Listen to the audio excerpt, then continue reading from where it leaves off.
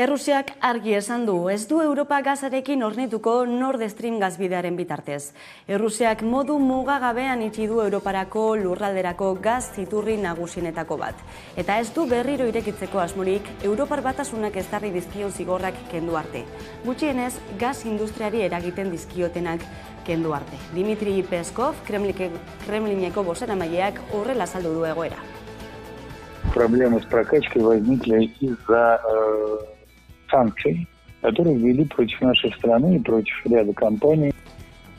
Eguerdion, iraiak 6 ditu gaur, asteartea da. Europako krisi energetikoa larriagotu eginda, Errusiatik Alemaniarako gaz fluxua erabat itxita dagoelako. Gazprom-Gas enpresa errusiarrak ostiralean iragarri zuen, ez zuela berriro irekiko Nord Stream gazbideko hornidura, arazo teknikoak argudiatuta. Fluxua ez da berrezarriko, esan bezala, Europak zigorrak altxatu arte. Energia krisia larriagotu eginda, prezioak 130 igo dira dagoeneko Europan, eta testuinguru honetan, Emmanuel Macron, Frantziako presidenteak, MidCat proiektua argudiatu du. Dioenez, ez da interkonexio berririk behar Espainiarekin, Hego Euskal Herriko gazbidetatik egin nahi du konexio hori. Eta bitartean, Euskal Autonomia Erkidegoan itun elektriko baten beharra azpimarratu du EAJak trantzizio energetikoaren bidean. EH Bilduko koordinatzaile Arnaldo Otegi itunaren parte izateko prest agertu da, baina bi baldintza jarri ditu horretarako. Estado itunak, Euskal Estado itunak, behar ditu Euskal Herriak Estado izan nahi baldin badegu, Estado ituna behar ditugu. Gu bi baldintza jartzen ditugu. Euskal Herrian, transizio energetikoa ezin daiteke egin bi multinazionalak dituzten interesen pean, Petronor eta Iberdrola, eta bigarrenik, hau jendearekin egin behar da, jendearen parte hartzarekin egin behar da. Miren Gorrotxategi, Elkarrekin Podemosen legebiltzarreko bozeramailea elkarrizketatuko dugu, 12:00 aurrera, eta horri buruz ere galdetuko diogu besteak beste. Eta lehen hitzordu garrantzitsua gaur Madrilgo Senatuan. Sánchez eta Feijóo aurrez aurre izango direlako, energia aurrezteko neurriak ardatz izan da. Iñigo Aduriz, eldiario.esteko kazetaria daukagun pantaiaren beste alboan agurtuko dugu 12:02 Eguerdion, Iñigo. Bueno, eguerdion, kaixo dugu. Zer espero da gaurkoaz, neurri zehatzik hartuko du Sánchezek, ala aurre kanpaina kutsua hartuko du gaurkoak? Komentatu izango dela, azken finean gaur planteatu dena izango da bai gobernuak eta baita oposizioko lehen alderdiaien estrategia aurkezteko saio bat bezala, Feijóok eskatutako bat izango da, baino azkenean, ez zuen espero gobernuak onartuko zuenik, eta PP hankaz kanpo iritsiko eztabaida honetara, eta nik uste eguna izango dela beste behin Feijóo eta Sánchezen arteko lehia gogor hori, proposamen gutxi Feijóok esan duela bere energia programa aurkeztuko duela Senatuan izango den eztabaida honetan, baina nik uste izango dela azkenean betiko eztabaida hori, eta bengo hauteskunde ziklorako prestakuntza sesio bat. Bestalde baita ere, beste berri bat, gaurko izan ere etxeko langileentzat langabezia saria bermatuko duen araua onartuko da gaurkoan, zenolako garrantzia hartzen du honek?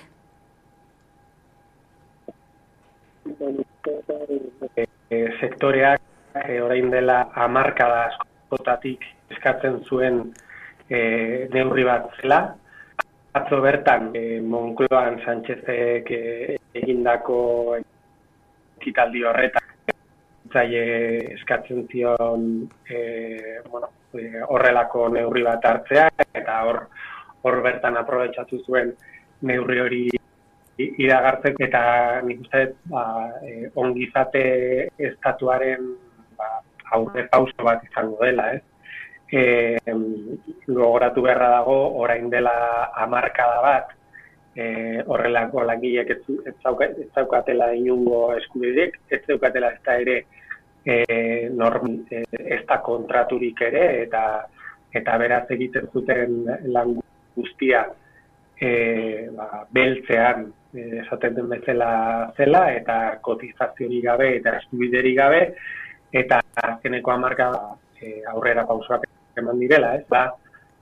Sektorea eskatzen zuen aurrera pauso azakit definitiboa, baina bai oso nabarmena. Beste aurrera pausoak ere egon daitezke, inflazioarekin lotutakoak, esaterako azken egunotan Sánchezek iradoki duelako pentsioak KPI-aren arabera igo daitezkela. Zein punturaino da lorgarria hau?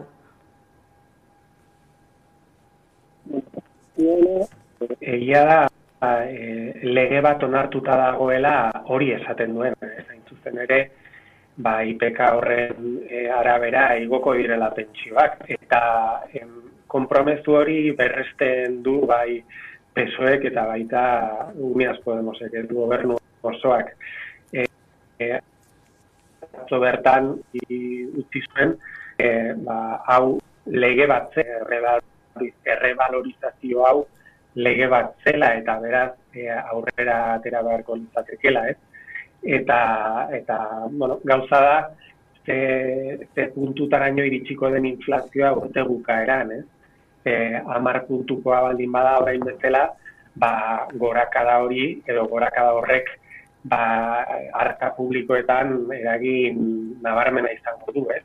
Egia da gobernuak espero duela inflazioa 5% inguruan egotea urte bukaeran, eta zifra horrekin ahalbidetuta ikusten dutela errebalorizazio hori, ez? Baina pentsioen errebalorizazioa hori ez dago zalantzan gobernuaren barruan, eta IPK-aren inguruan egingo litzateke. Beste gauza da soldata minimoaren igoera hori, ez? Eta nik uste puntu horretan ez dagoela hainbesteko adostasunik gobernuko bikideen artean, naiz eta biek igoera hori babestu, ez? Baina nik uste igoera ez litzatekela izango hainbestekoa, eta gainera, kasu honetan ere sindikatuek eta enpresariek behar dute. Eta beste gai bat ere, botere judizialaren kontseilu nagusiari buruz, 4 urte daramatza blokeaturik, eta lesmez presidenteak ohartarazi du azken egunotan ere ez duela inolako itxaropenik ura berritzeko. Nola dago egoera, zein puntura arte dauka orduan legitimitatea organo honek? Nola ikusten duzu egoera ino? Legez kanpo, ez dago botere judizialaren kontseilu hau, ez? Batzen zenuen bezala, 2018tik dago blokeatuta, eta blokeatuta dago bakarrik PP-en etik, ez? Behin eta berriro egon dira elkarrizketak artean, lehenengo akordio bat iristera iritsi ziren orain dela ia urte bete, eta azkenean beti PPek atzera huelta mantu. Gogoratu dago, botere judizialaren kontseilua osatzen duten, osatzen duen gehiengo hau, dela 2013an hautatutakoa.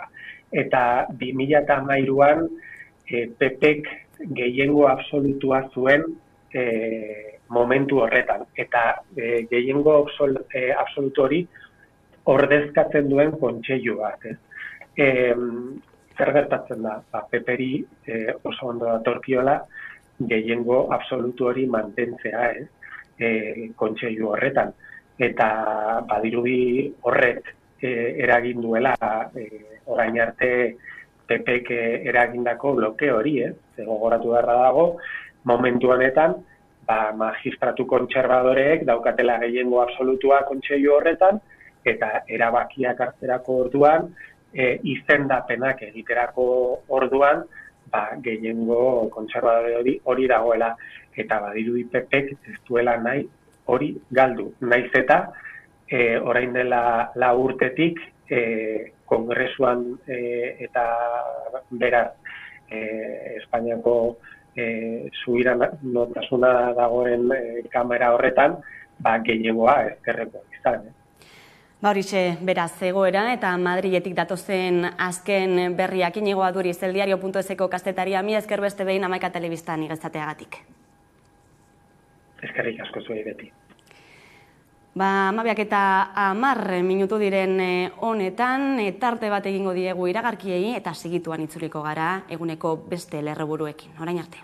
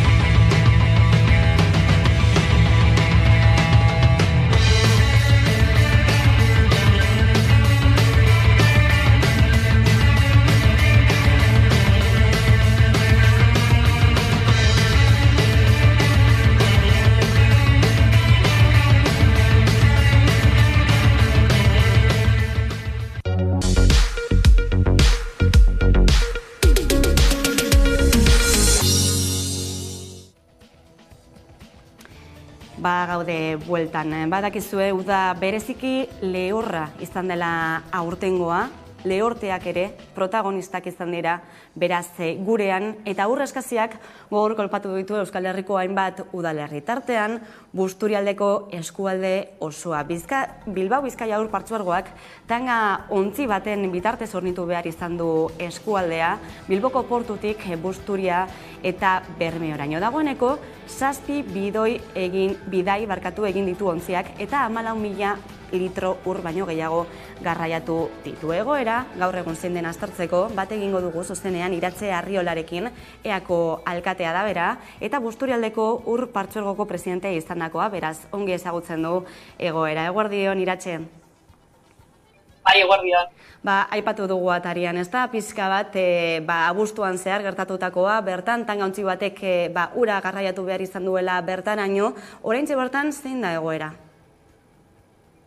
Egia esan da nik ez dauzkat datuak, ez dakite agorraldian zehar nola egon diren errekoak aforo bat dituko ziren, eta aforoetan agertuko zein erreken osasuna, baina ez ditut izan datu haiek eta gaur egungoak ere ez ditut. Edozein kasutan, bai bada egia, lehorraldia esan duzun moduan, egon dela hainbat zonatan, ikusi izan ditugu bai ez, Karrantzako egoera zeinan, Olean bai, hau da ez da bakarrik Busturialdeko kontu bat, hau aztertu beharko litzateke ikuspegi zabalago batetik, baina Busturialdean bertan be egoera ez da homogeneoa, esate baterako udalerrian, alkatena izen udalerri honetan, guk badaukagu hartzune propio bat, huila deitzen da, eta hor ez da egon arazorik, normalean ez da egoten, ematen ditu 6 litro segunduko baino gehiago, eta ematen ez da 2 litro beheltzen da garaian, orduan kaudale geologikoa respetatzen da, eta ez da egon arazo nabarmenik. Busturialdean bertan, sistema ezberdinak dagoz, Gernika sistema eta Bermeo sistema dira nagusiak, horiek herri ezberdinak horretzen dituzte, eta gero beste sistema txikibi badagoz, beindatakoa eta foru buruetakoa. Hau da, ez da Busturialde osoko egoera bat izan, baina bai nabarmendu da zonalde batzutan, eta edozein kasutan, hori, izan dituzun datuen arabera ere, 14.000 metro kubo eraman baditu itsasontziak ere hori egun guzti horietan eta bidai guzti horietan. Ia 12.000 eta 14.000 metro kuboa da eguneko kontsumoa Busturialde osoan zehar. Beraz, barkua kontestualizatuta eta jarrita proportzioan barkuko ura ez da izan Busturialde osorako hori lehenengo eta behin, eta gero demandaren zati txiki bat 8% estaltzera ere ez da iristen. Datuak izan ez arren, dena den herritarren partetik, ala zure ikuspegitik edo bizi duzunangatik, eraginkorra izaten ari da itsasontzi bitartezura eramatea? Esan dizudan moduan, itsasontziak dakarren kopurua da demanda osoaren zati bat, eta zati txiki bat da, diru asko balio izan du, 1,8 milioi euro.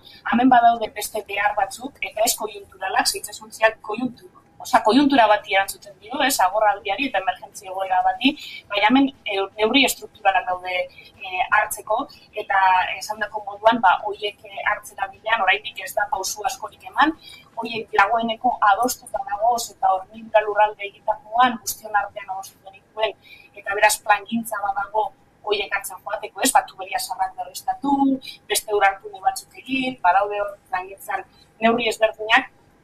2013 urtean aldundian ni neu presidente nintzela ere, hau da, plana idatzi orduko eskatu genituen, eta hemen daude dintzuk diren egin behar diren aktuazioak Busturialdean, odiak berritu eta kaptazio berriak egitera, erantzuna beti izan da ezezkoa, hau ez da egon agenda politikoan, eta konkretuki izan barrautak Eusko Alderdi Jeltzaleak urtez urte egin izan duela itxikeria bat, oinarrizko zerbitzu honen ematerako beharrezko inbertsioak egin ezaz, eta daukaguna da guzti horren ondorioa.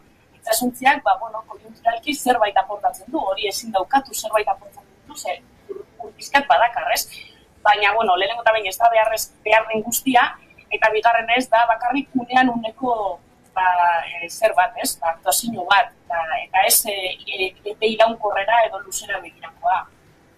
Beraz, esan daiteke bero boladaz gain, kudeaketa arazok ere badaudela, ez? Gertatutakoaren erroan?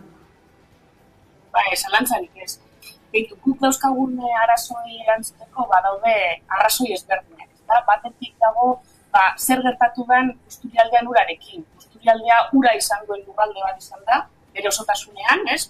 Urdaibai bera hau da etimologikoki edo hitzen zeretik, gure singuratuta dagoz, bai lurrazalean eta bai urrazpian akuiferoetan ere. Baina batetik hori ez dugu zaindu gure ura. Zergatik ez dugu zaindu, lehenengo eta behin ur hartune ezberdinetan, eta hemen daukagu sistema oso kapilarra, oso dibertsifikatua, 56 kaptazio edo ur hartune ditugu lur gainean, eta gero lurrazpian badauzkagu akuiferoak, lurrazalekoetan zer gertatu da, adibidez, eukaliptuak landatu direla kaptazioen inguruan.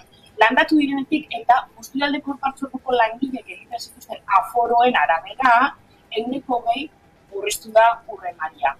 Hori, batetik. Azkanengo 15-20 urtetan.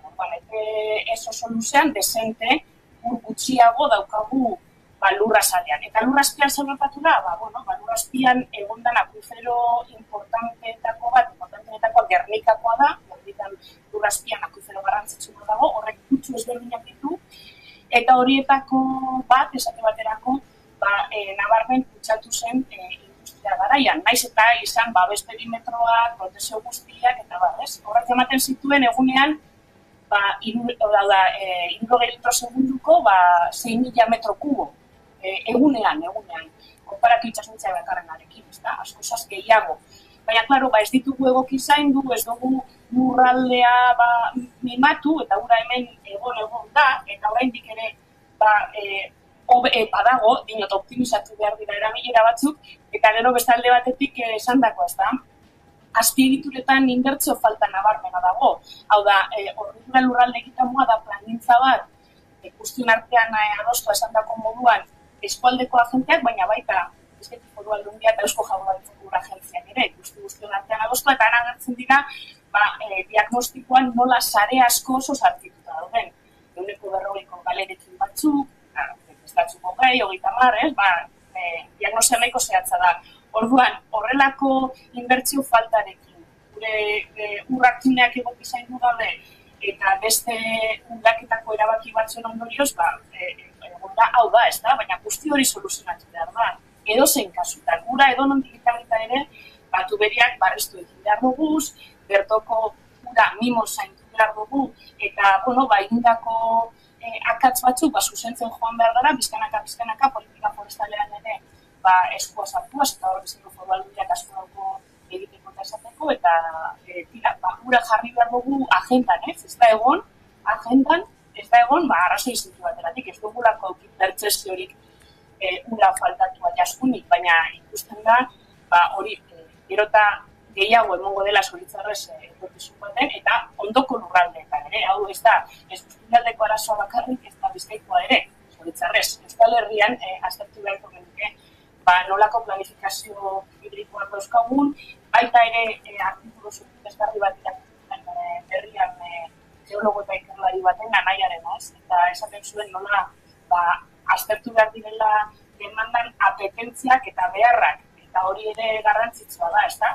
Askotan ura ematen dugu, ez dago, ekarriko dugu ez dakizetan, baina piztina edo igerilekoa beteta izan nahi dut 4 kilometrora ondartza dokoan herri baten, ez? Piztina pribatuak esan nahi dut. Hori posible da, behar bada ez. Eta horrelako hainbat gauza ere aztertzeko dagoz uraren kudeaketaren inguruan eta adostu beharko dugu, ez? Eta bai herritar eta agintarien artean ere, etorkizuneko base bide hartu.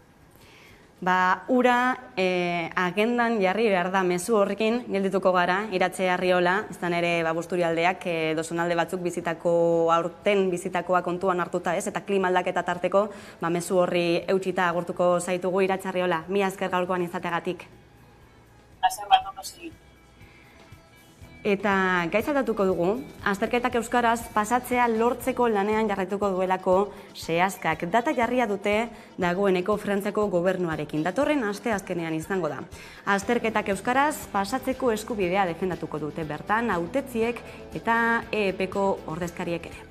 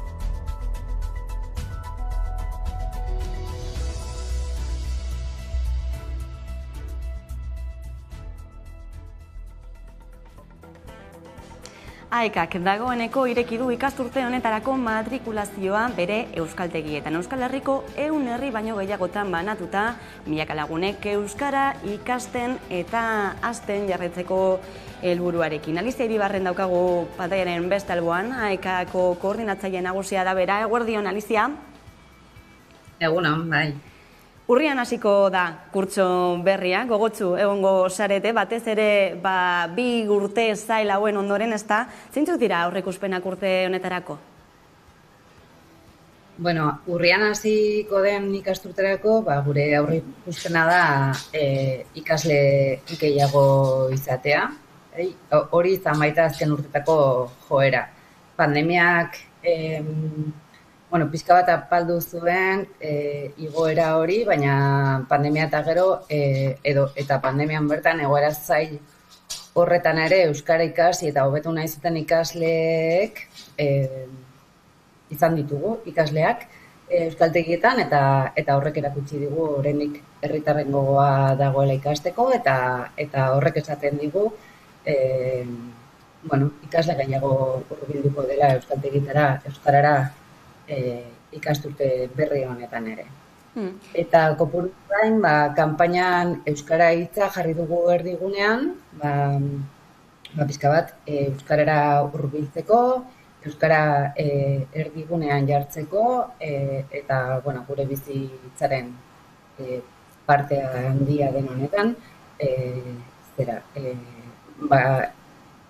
garrantzi berezia emateko eta ikasturte osoan zehar horrekin ere segituko dugu lanean.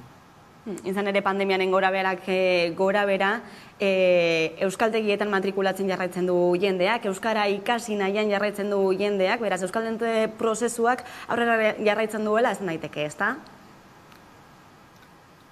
Bai, hori da, hitz batean aurrera egiten ari dela esan dezakegu. Esan bezala, azken urteetan igoerarako joera zegoen, pandemiakoa pixka bat apaldu du, normala eta logikoa den bezala. Guztioi pixka bat nahastu zigun bizitzak eta euskaltegi hori ere bai, baina gerora ikasleak bueltatu dira, ikasleak gero eta gogotsuago daude, gu ere bai, eta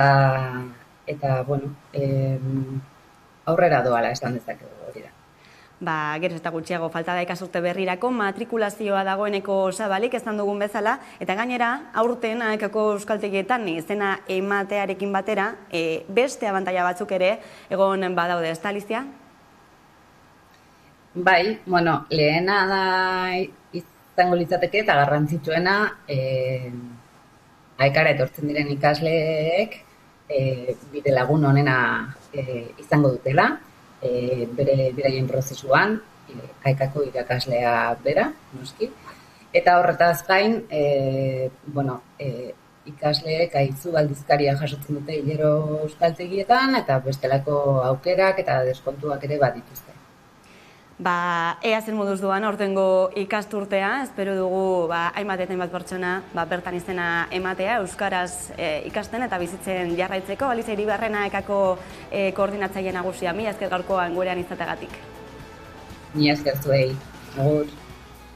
Eta kulturari atea irekita, Arabako Antzinako Musika Asteak 40. edizioa ospatzen du aste honetan eta 14 kontzertu eskainiko ditu lurraldeko hainbat lekutan. Kokapenak naturan izango dira, iaz bezala. Aurten gainera, mendi ibilaldi musikalak antolatu dira, lehenengo aldiz Nerea Garzia den piestarekin utziko zaituztegu, eta jarraian itzuliko gara. Eguneko elkarrizketa nagusiarekin gaurkoan gurekin izango dugulako Miren Gorrotxategi, Elkarrekin Podemosen bozeramailea Eusko Legebiltzarrean. Orain arte. Iraiaren 2 arte zenbait kontzertu antolatu dira Arabako hainbat lekutan. Jean Rondeau klabezinistak, Lea Desandre mezzosopranoak eta Thomas Dufron laudistak, eta Les Musiciens de Saint Julien taldeak besteak beste, bere obrak eskainiko dituzte egun horietan.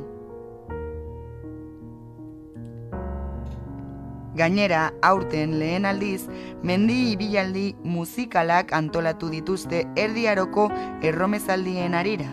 Adibidez, ikusentzuleak Egeria izeneko taldearekin Pinedoko Kobazuluetatik Tobillaseko Eliza erromanikora joango dira.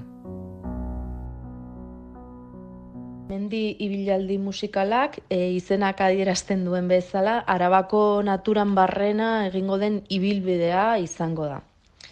Bertan Kobazuloak eta paraje ederrak bisitatuko ditugu musika talde baten eskutik. Kasu honetan, Egeria taldearekin. Egeria irudiaren naria sortzen da emakume talde hau. Egeria bidaiaria, konpositorea, talentu anitzeko emakumea izan zen. Berak musika bildu eta Jerusalemera eta leku santuetara bidaiatu zuen. Haiekin batera ibilaldia egingo da eta geldialdiak egingo dira giro paregabean entzun ahal izateko. Lurraldearen hiriburuan ere antolatu dituzte zenbait kontzertu. Probintzia plazan adibidez, Forma Antigua taldea izango da eta Mantzini konpositoren apolitarra omenduko du. Azkenik, Tarazeak, Antzinako musika berria taldeak, Guardian eskainiko du kontzertua.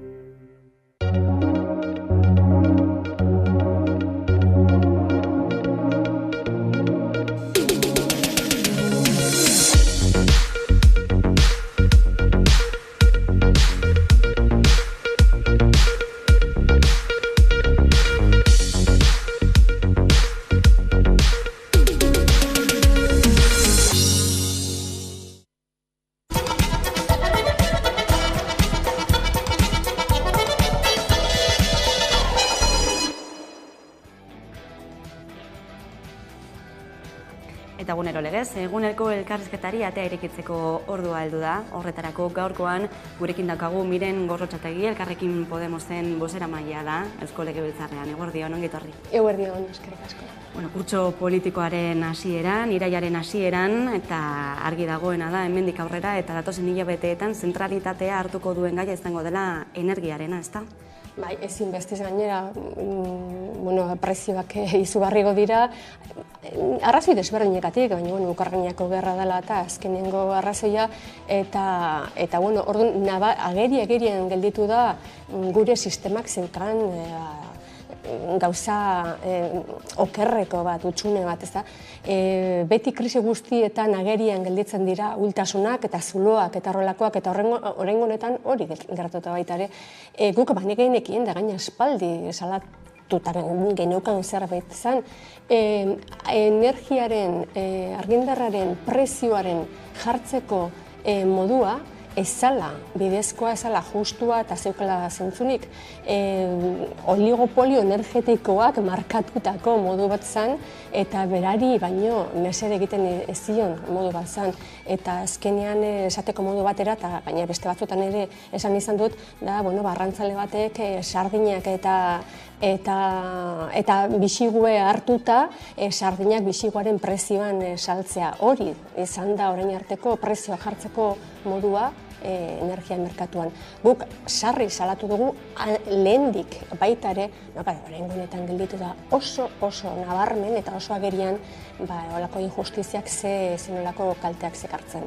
Eta horregatik guk aspaldi aldarrikatu dugu, eskatu dugu eta exigitu dugu, ez bakarrik gasari tope jartzea edo konsumitzaileei laguntzak ematea zuzenean diru bidez, baizik eta egiturazko aldaketak egitea. Eta egiturazko aldaketa bat egitea kasu honetan da oligopolio energetikoari estopagarri, hankagarri, horretarako ate birakariak noski ez dut inolako mesederik ematen, baina behintzat prezioa ezartzeko moduari berrikuspen bat ezarri eta aldatu. Eta horretan esan lehike azkenean alderdi popularra ere, Europako alderdi popularra ere konturatu egin dela.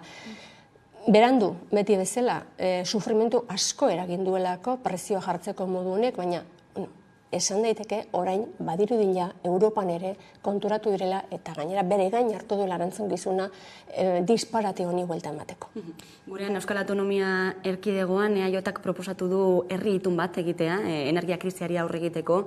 Dagoeneko EH Bilduk proposamenean adostasunak egon daitezkela adierazi du, edo bertan parte hartzeko prestutasuna ageri du behintzat. Elkarrekin Podemosek ere parte hartuko luke itun horretan? Noski, beti prest gaude itunetan parte hartzeko. Kontua da zer datorren idatzita itun horretan hori da importantea dana.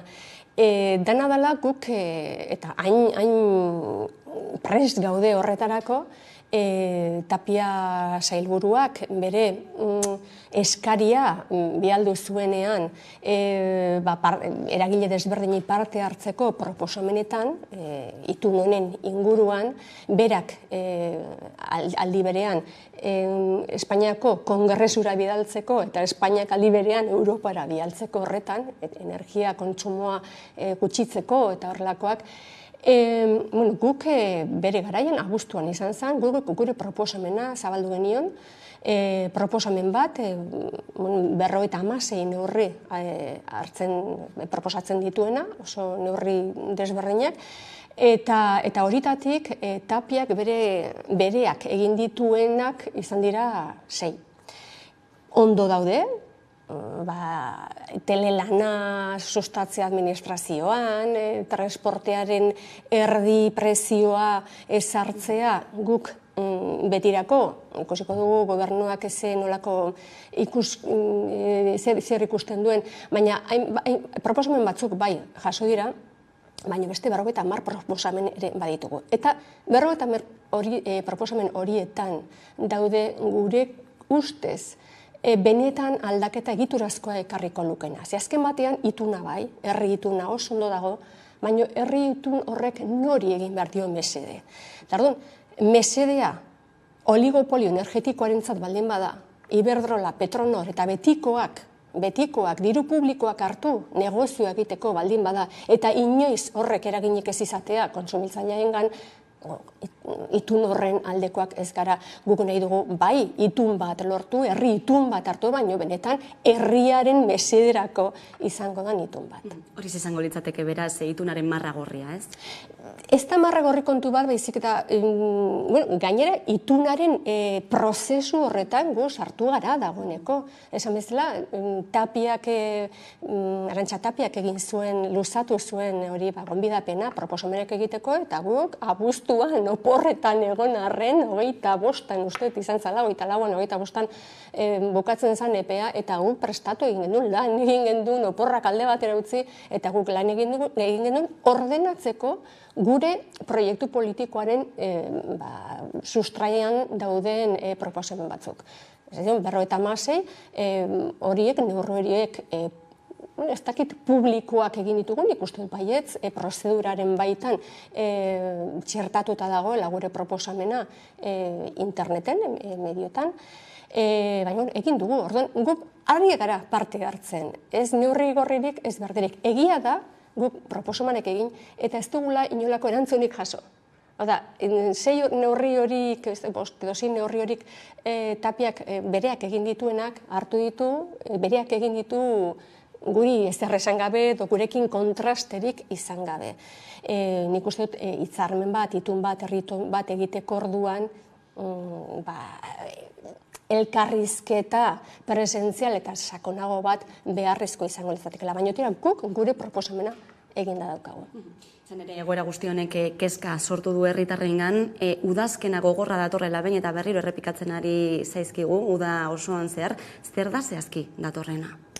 Bai, eta udazken gogorra benetan, alde batetik gure lan merkatua ez dagoelako blindatuta, langileen eskubideak ez daudelako blindatuta egon beharko lukeen beste. Baina batez ere begiratzen diogun ikustu dut gauza konkretu bati, asko, baina bat elementu bat dago ezinbestekoa dana kontuan hartzea eta da inflazioa.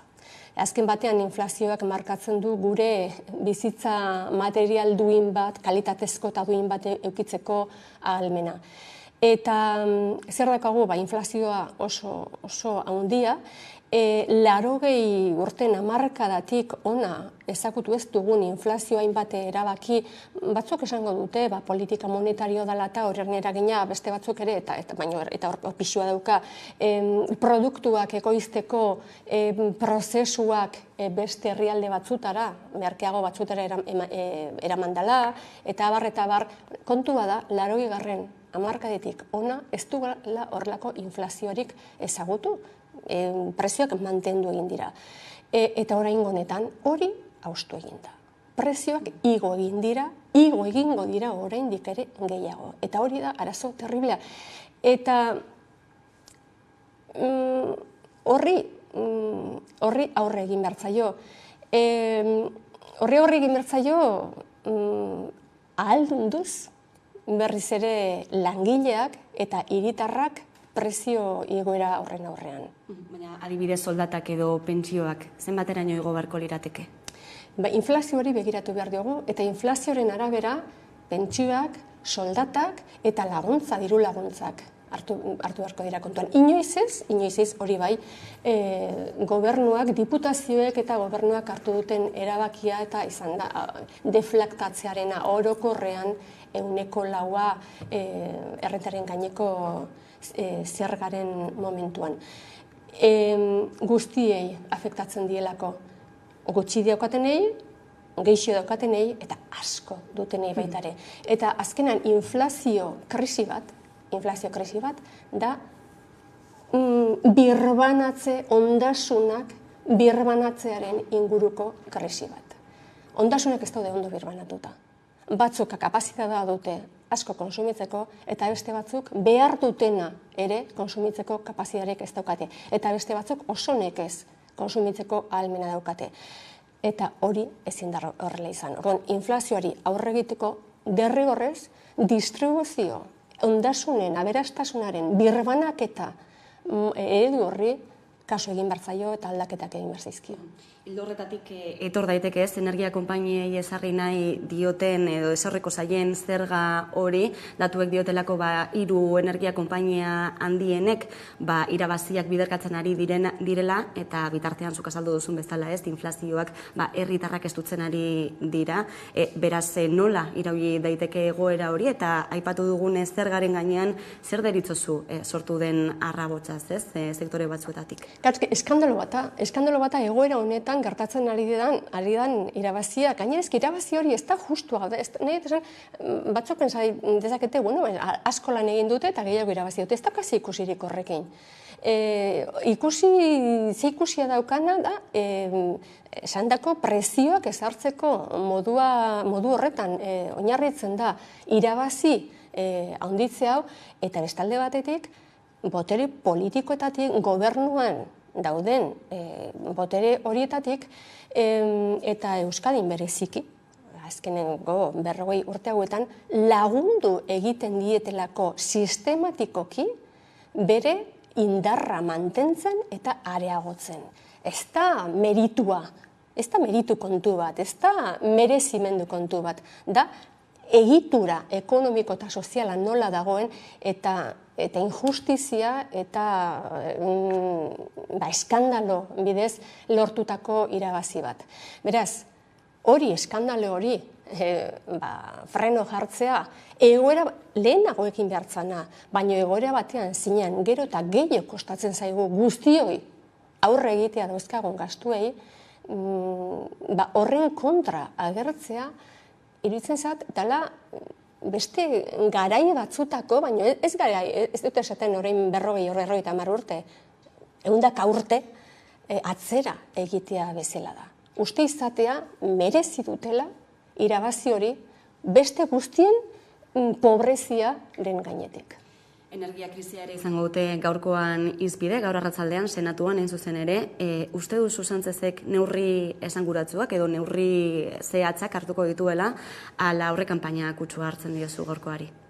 Ez dakiz zer gertatuko dan, ikusiko dugu, gertatuta gero orduan bai hitz egingo dugu, baina nahiko nuke guk egun proposamenak esan bezala. Guk Arantxa Tapiari bialdu genizkion 56 neurriak ez bakarrik Euskadin, Espainiako gorte nagusitan ere proposamen hori eramango dugu, bertako Espainiako gobernuak kontuan harritzan, beraz gustatuko litzaidake kontuan hartzea eta neurri egokiak proposatzea. Irailaren hasiera, Euskal Autonomia Erkidegora bueltatuta, aurrekontuak negoziatzeko garaia zirriborroa aldu zaizue dagoeneko? Ez, oraindik ez da existitzen zirriborro hori, orduan ez dakigu zer gertatuko den. Baina dena den Elkarrekin Podemosentzat zeintzuk izango dira aurtengo lehentasunak? Alde batetik betikoak, guretzat, gure obsesioa edo gure helburu politikoa da beti ondasunen, aberastasunaren birrebanatze zentzudun bat.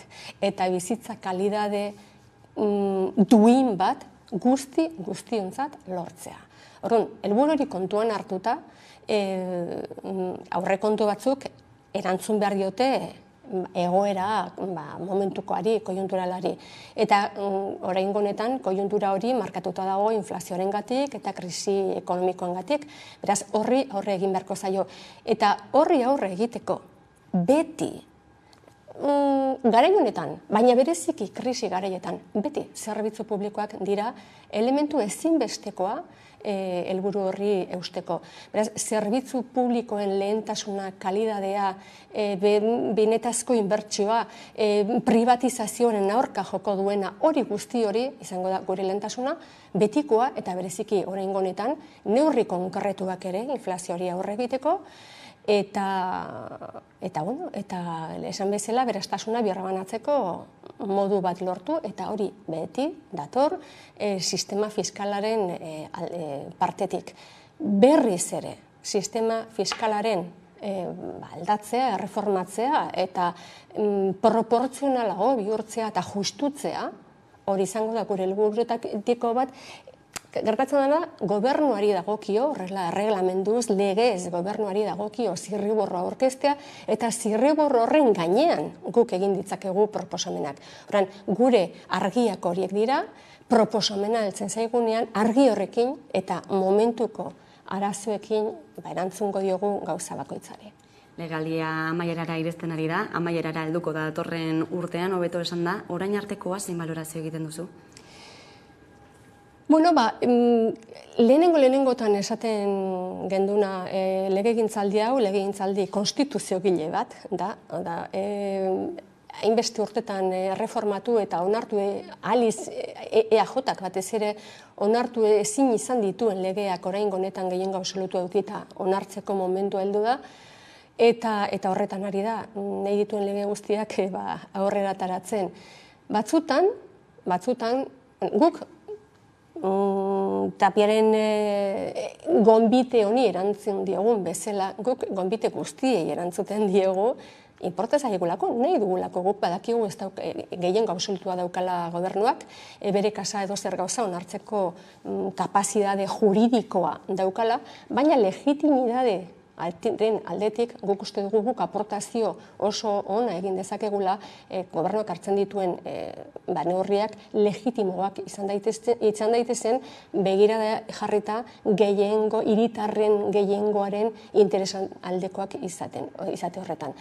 Orduan, guk gure erantzinkizuna hori izan da gure gain hartu dugu eta kasu guztietan gure proposamenak egin dizkiogu gobernuari onartu diren lege guzti horietan. Batzutan, kasu egin digute eta gauza importanteak lortu ditugu, berdintasun legean saparen kontrako debeku hori adibidez, ez biktimizatzea, emakumezko maltratatuak direnak, tratu txarra jasotzen dituztenak, bere umeen partetik eta barretabar, lortu izan ditugu gauza importanteak hainbat gauzatan, eta beste batzutan ezin izan dugu eragin beharrezko egiturazko aldaketetan, eta orduan ez gara bat, ez dugu gure akordioa edo gure baiezko bozka eman. Beste gauza bat, beste elementu bat legegintzaldi honetan ikuste dut oso importantea dela ere bai markatzea. Guk 4 lege proposamen aztertu ditugu. Bata, eta gaur gainera, gaur bertan irten da berria baita ere, zenolako arazoa daukan gazteriak jokuarekin eta bar, gure proposamen lehenengokoa lege proposamen izan zen jokuaren inguruko legea, beste osasun mentalarako legea, beste bat, energia energia berriztagarrien enpresa publikoa, eta gaur ikusten dugu inoiz baino beharrezkoa dela sortzeko legea, eta azkenean ugalketarako eta sexu eskubideak bermatzeko legea. 4 proposamen, lege proposamen. Nik uste dut oso ondo fundamentatuak eta herriaren ongizatea areagotzeko beharrezkoak. 4etan, aizkeneko falta zaigu oraindik ikustea baino, 4etan gobernuak ezezko iritzia eman dio. Eta gobernuaren ezezko iritziarekin esan nahi du horrek, parlamentura iristerakoan lehenengo bozka egiten danean, esaten danean, proposamen hau, hasiko gara eztabaidatzen ala basurara botako dugu. Guztietan basurara botatzea erabaki dute. Ez bakarrik ez onartzea gure proposamena zuzenean, horrek eduki dezake logika bat, baina ez dare eztabaidatzea. Eta sentsazio usten du horrek? Horrek oso sensazio txar, benetan parlamentu honek eluke diskutitu behar, benetan uste du parlamentu honek gure herriak, gure hiritarrek ez dutela parlamentuan guk hitz egitea nahi horlako gaiei buruz, jokuaren arazoa, sexu eta ugalketarako eskubideak, osasun mentala eta enpresa publiko energiarena, benetan uste du parlamentu honek herriak ez duela honi buruzko eztabaida bat nahi. Beste lege bat, hezkuntza legearena, bidean dena, zer moduz doa? Eta hau da beste oso lege importante bat. Eta hain da importante lege hau, kontutan hartuta gainera, gure sistemak dauzkan arrakalak eta hutsuneak eta faltak, hau da, bikotasun desproportzionatu bat, estatu mailan baita ere, Europa mailan batez ere, baina estatu mailan baita ere, eta oso segregazio ikaragarria eragiten duena. Guk badazkagu, gero kurrikulum aldetik, euskera ikasleak euskalduntzeko aldetik, ikasleak ahaldundu egiteko aldetik, gai askotatik dauzkagu, erronka asko, baina segregazioaren errealitatea nabarmena eta oso latza da. Eta parlamentuan egon diren aditu ia guztiek markatu duten erronka importantenetako bat da.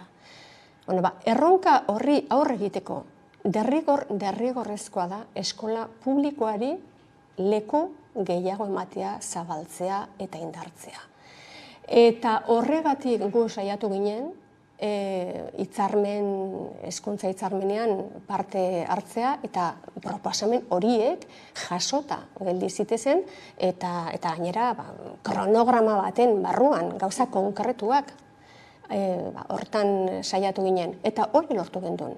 Lortu gendun akordioan 53 neurri agertzea, azkenean ekintzarako neurriak izango zirenak eta bermatu egiten zutenak eskola publikoa ardatz bihurtzen zala eta honekin batera segregazioaren kontrako eredu bat lortzea.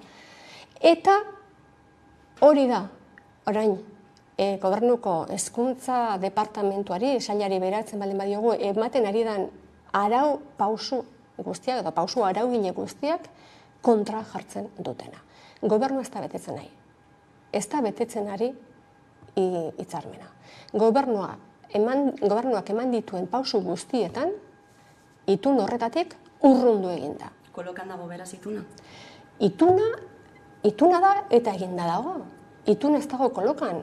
Itunak bere resultatua dauka, idatzita dago, sinatuta dago itun hori. Kolokan dagoena da adostasuna, guztion arteko adostasuna mantentzea. Eta hezkuntza legea edo dena delakoa etortzen danean, zer gertatuko dan? Atzera bueltarik gabeko bidea dela uste duzu? Inoiz ez dago atzera bueltarik gabeko bideik.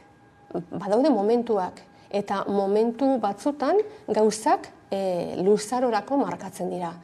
Baina momentu horiek zintzutan sinadura formala ematen dan hori heldu arte, inoiz ez dago atzera bueltarik egin ezinik.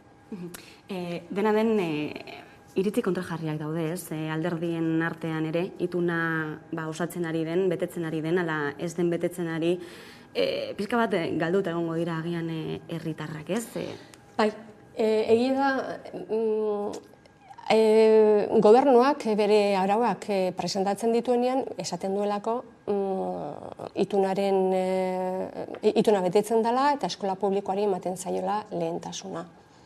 Baina beste alde batetik, eta hori esaten den modu berdinean eta momentu berean, esaten da ez da inporta titularidadea. Importantea dana da hezkuntza ona izatea. Noski, oso importantea da, ezinbestekoa da, oso garrantzitsua da hezkuntza ona izatea.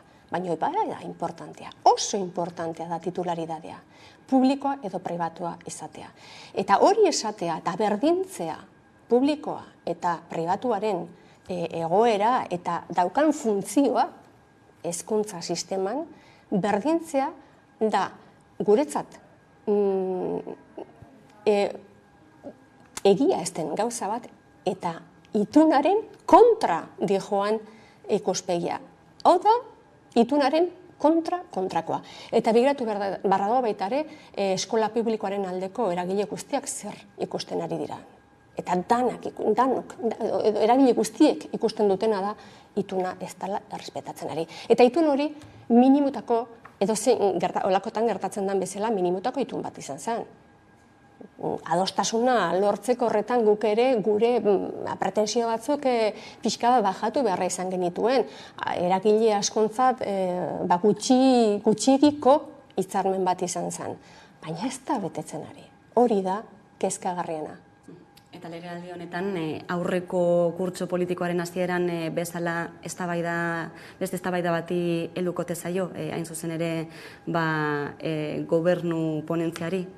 Gu prest gaude, askotan esan dugu, eta gainera nik uste du, orain da horretik esan nuen, nik uste dut, heldu dela momentu aproposa honi buruz hitz egiteko gauzak nola joan diren orain arte ikusita, pandemiaren inguruko krisiak nolako egoeran jarri gaituen ikusita, eta nik uste dut momentu egokia dela autogobernuaren ponentziari eusteko, eta horrekin batera gure estatutuaren gaurkotzeari begiratzeko, besteak beste, nik badakit ez dela mahai gainean jartzen, baina gure lurralde antolaketari begiratxo bat ere botatzeko.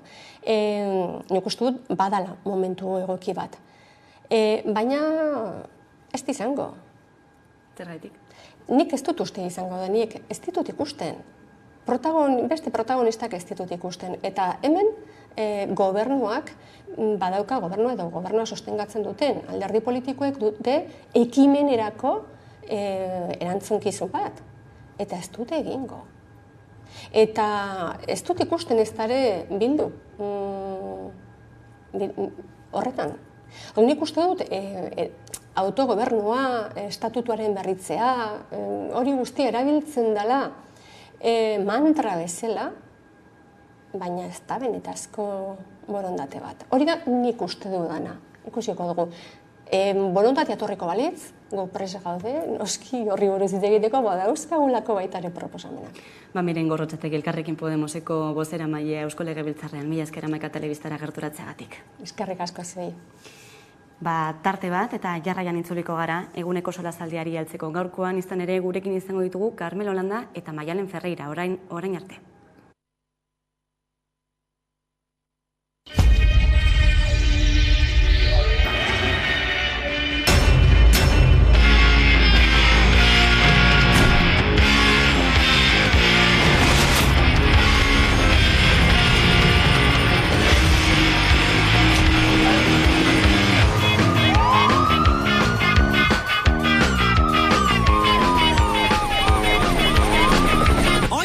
¿De dónde son ustedes? ¿Nosotros? ¿Holandeses? ¿Ah, sí? Ustedes no son holandeses, son vascos.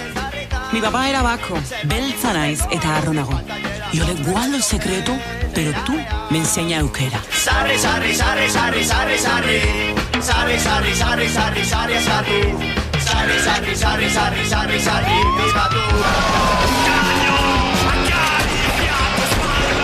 ¡Contra la pared! ¡Yo no he hecho nada!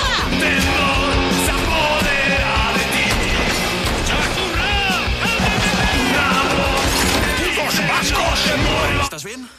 Ondo nago, eskerrik asko. Ezagutzen alduzue kale hau? Gertu dago, lagunduko dizugu.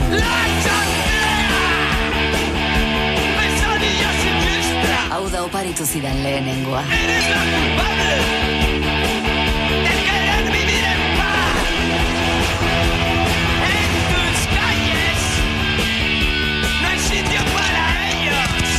Ni Beirutera joango nahi zurekin, baina gero zuk Kabulera lagundu beharko didazu. Bizkor, nire atzetik! Munduan kontsumitzen den heroinaren 180% hemengo amapola zelaietatik ateratzen da. El desmerengamiento de la Unión Soviética está al caer. Pronto recuperaremos en Cuba lo que es nuestro. You can't wash off blood with blood. Kegak ez duen pikarik niretzat. The United States are allies of Iraq. That's why they won't tell the truth about the massacre. Tell the world about this. We are fighting a multi-headed dragon. The CIA is financing the war in Afghanistan with heroin. And the contrast in Nicaragua with cocaine. Se dispacen a la regla. They killed my mother. They made my father disappear. I went there looking for the truth.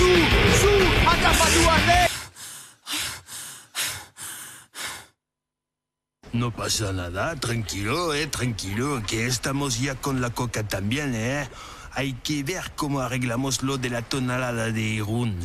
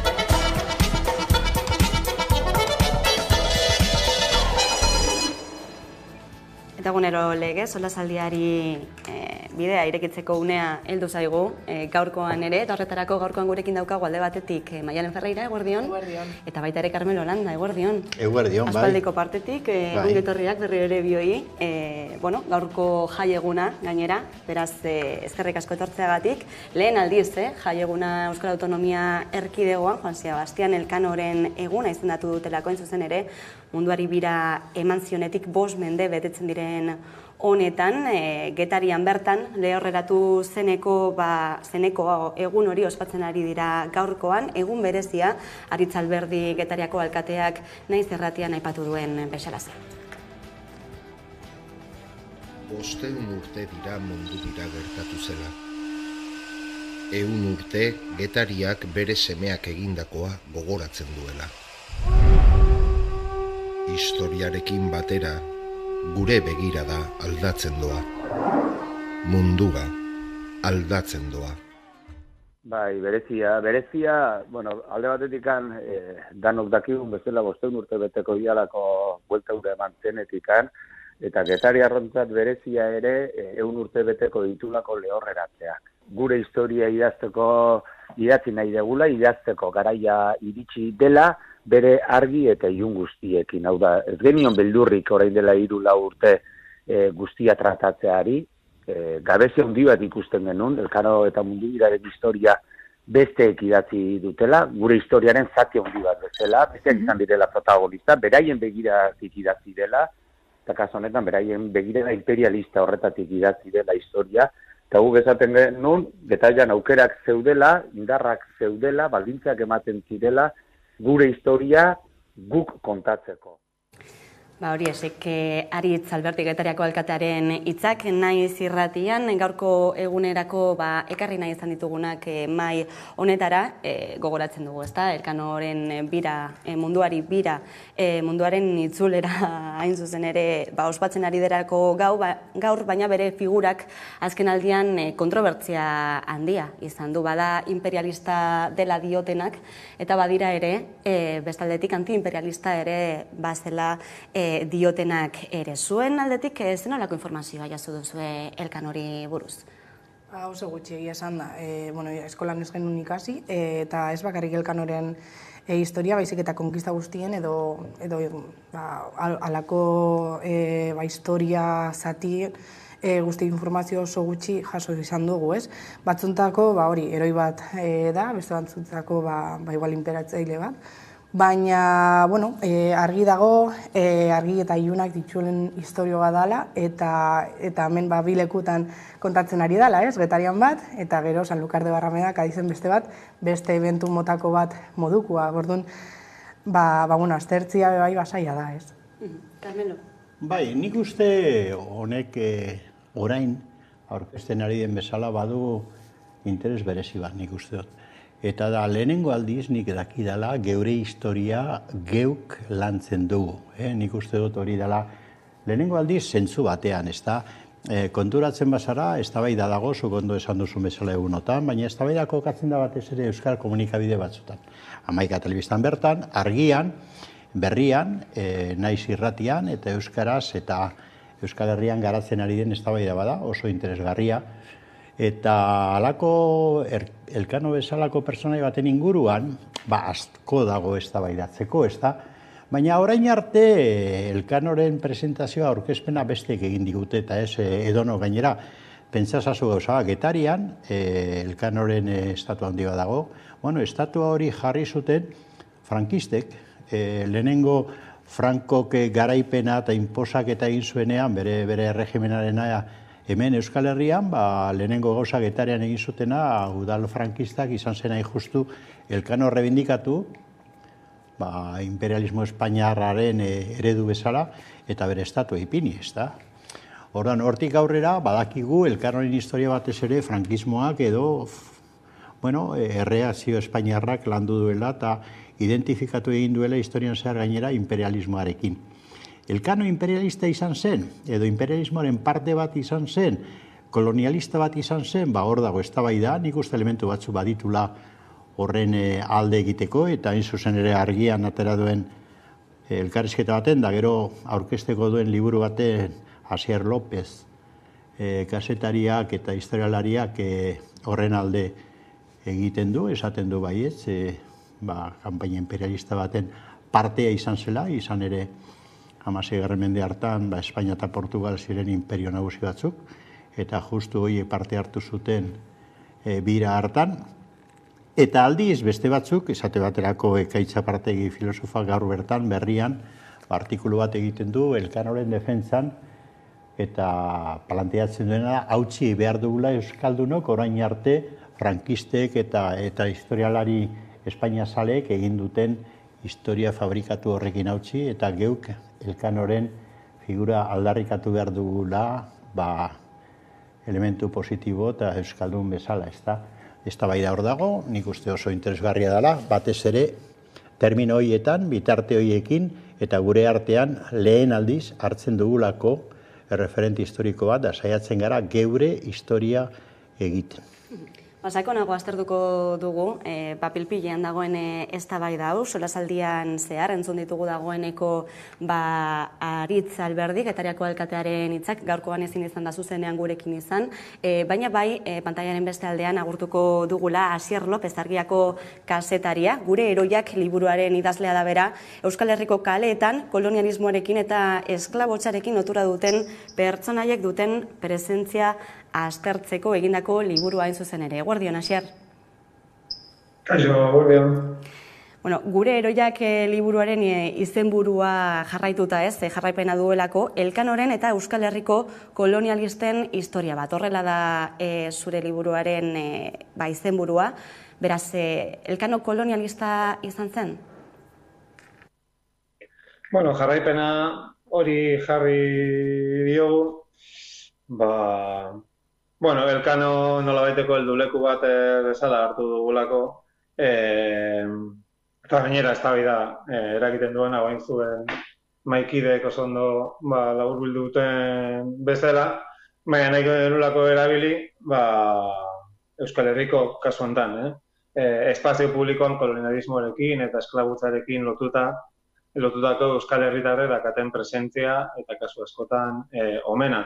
Horien inguruan efemerideren bat, mendeurrenen bat, sortzen edo ailegatzen denean, agertzen dira idatzi delako horren inguruan, baina azken 3 urteotan Espainiako proiektu kolonialarekin lotuta zegoen pertsona bat, nazioartean Euskal Herriko referente ia bihurtu nahi izateraino heldu da, eta gaur eguna da, jai dugula edo dutela batzuek, ezta? Bueno, horren inguruan pizkat hitz egiteko asmoa zan liburuaren bitartez, eta batez ere, pizkat fokoa zabaltzeko, zoen Elkanoz ari gara, baina sistema kolonial horretan parte hartu zuten Euskal Herritar asko, batzuk nahiko ezagunak, eta hortaz ere hitz egiteko, baliatu nahi du.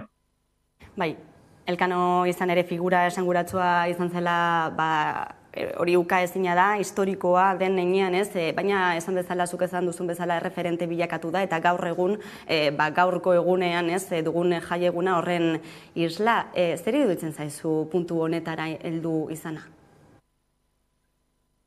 Puntu honetara zentzutan diozu, barkatu? Jaiegun bilakatu arte, ez da nahi du. Bueno,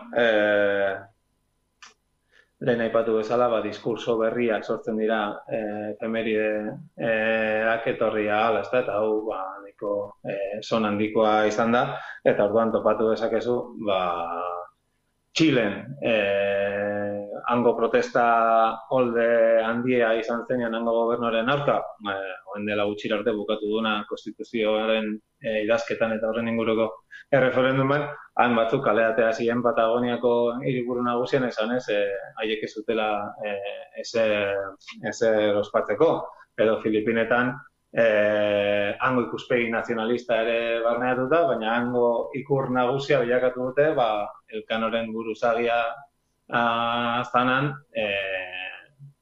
hil zuena, hil omen zuena, lapu-lapu hartu dute zea nagusi bezala, edo Portugalen, magaia esen sentatzen dute diskurso guztia, haien interesetarako baliagarria delako, edo Espainian, Elkano inoiz Espainiako armadak itxasuan egindako valentriarik handienaren egile bezala aurkezten dute, eta horregatik, gaurko egunean, Andaluzian ari dira ospakizunak egiten, hegazki militarrak, itxasuntzi militarrak, errege eta barre enbuelduta, eta hemen Euskal Herrian, hemen euskaldunok edo euskaldun batzuk, itxasun onenak izan ginela aldarrikatzeko ere baliatu izan da, eta Elkano horren erreferentea dela, ez. Bueno, diskursoak mezu bakoitzaren bizipen eta etorkizunerako interesen arabera moldatzen dira, eta gure kasuan gu behintzat nahiago esan dugu. Euskaldun internazionalista eta gisa, dekolonitateari presentzia emateko, garai hartan eratu eta sortu zen sistema kolonial horren ondoriak, gaur egunera arte oso bizirik heldu direlako, eta ez dira gutxi, inguruan ditugun ahotsak horien kontra oso kritiko altzatzen dienak, eta horretarako baliatu nahi genuen mende horren hau. Nazioarteko hainbat adibide, aipatu dituzu, Txile, Filipinak, Black Lives Matter mugimenduaz ere ari zara, liburuan. Historia beste betaurreko batzuekin irakurri beharko genuke? Bueno, betaurrekoa bakoitzak aukeratzen ditu, ezta? Hori da, hor daukagun erabaki bat, eta ez mugimendu feministak historia eta realitate heteropatriarkala ulertzeko eta eraldatzeko. Betaurreko morea janztea gomendatzen duen bezalaze, kolonialismoaren edo pentsamendu kolonialaren arabera konfiguratuko munduari ere ikuspegi dekolonialistaz begiratu zaio, betaurrekoiek ere janztea badago, eta horrek ez du esan nahi betaurreko batzuk jantzi ala besteak historian nahieran deformatzea edo deformatuko duzula zu gustora sentitzeko mezu horrekin, bezik eta zeri erreparatu, zeri eman garrantzia, hemen eta orain. Ezta, ari gara orain dela 500 kasu honetan, orain dela 500 urteko gertakari batzuen inguruan, baina gaur egun hortik zertan jarri nahi dugu fokoa, zin jarri nahi dugu lehen lerroan. Eta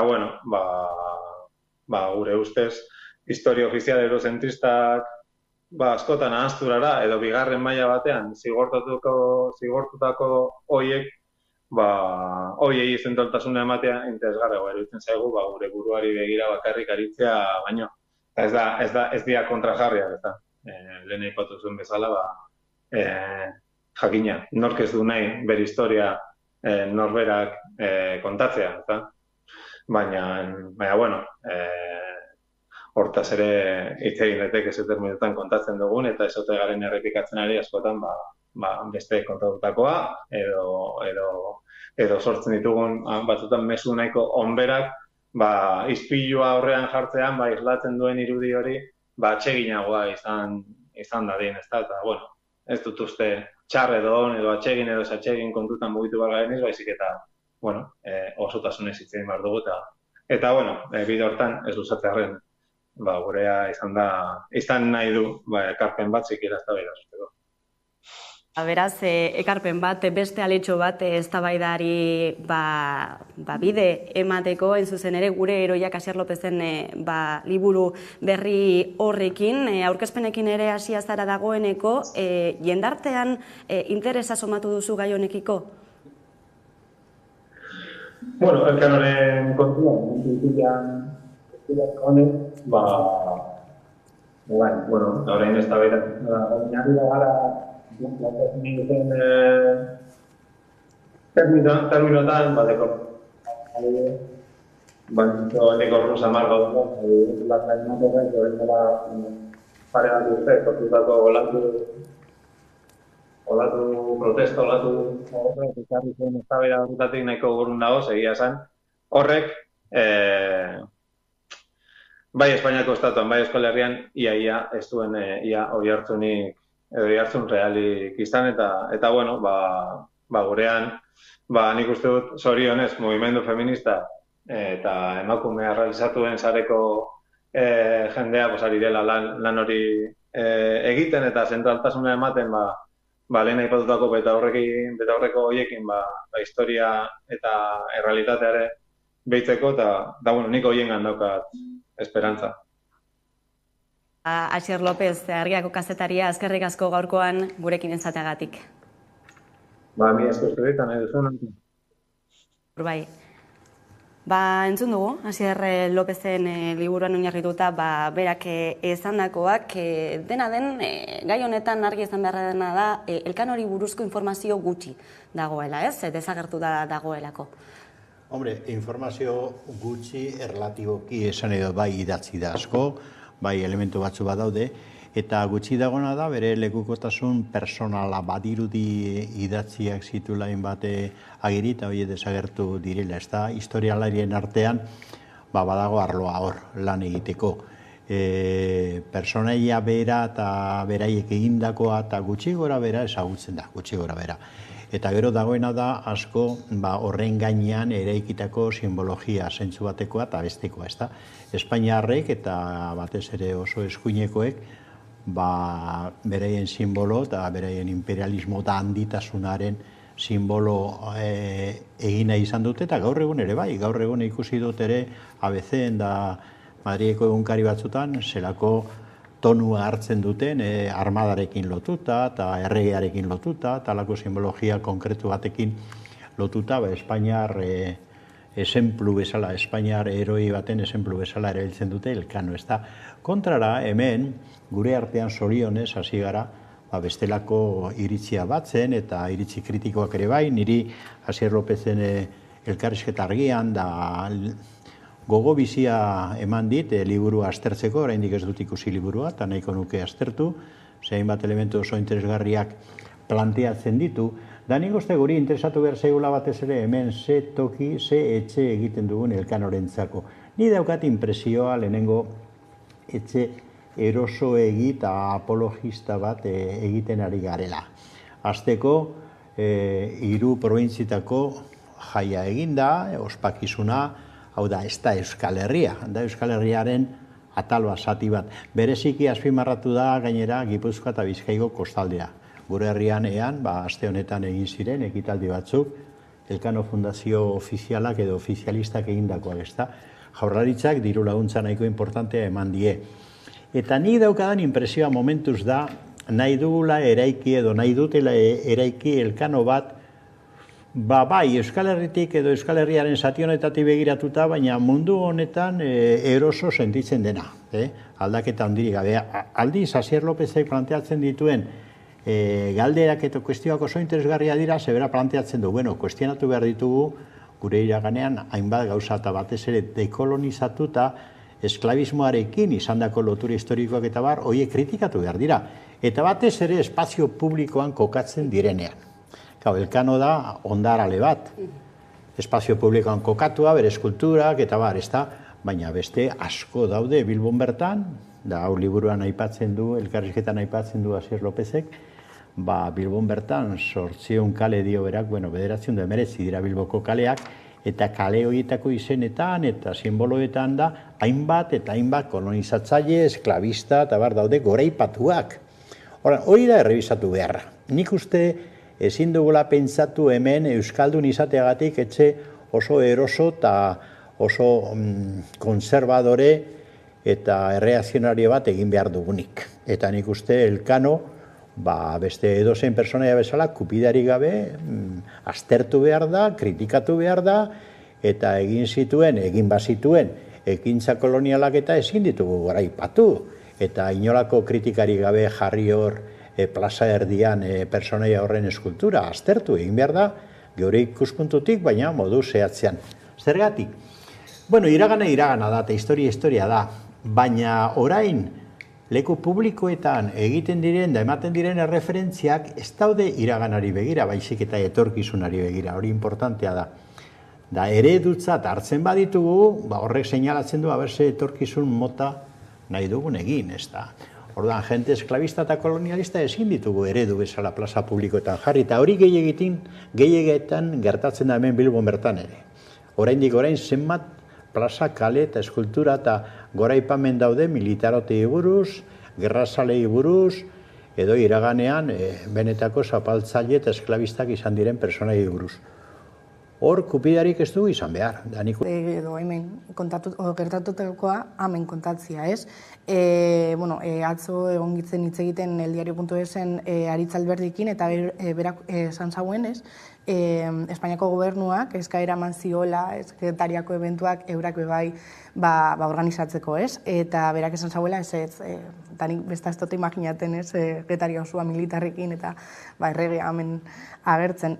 Gisa da, Carmelok esan dagoen moduan ezin dugula eroitzat hartu, ondo aztertuta ez da zen hainbat figura, ez? Eta historian, baizik eta, Espainian gehien bat, asko hartzen dira, oraindik ospatzen da, el Dia de la Hispanidad eta lakuak, eta Asierrek esan dagoen moduan, Filipinasen edo Txilen, hainbat egun, justo kontrakoa, azaltzen dute, da, eurak esplotatzaile gisa hartzen dituzelako egun horiek, edo pertsona horiek, eta egisa da, historiak beti kontatzen dagoena irabazliak, irabazten dagoena kontatzen dago. Eta batzutan ez zaigu gustatzen, jakitxia, gu hainbeste goraipatu dugun figura bat, egia esan da ez da hain ona izan, ez?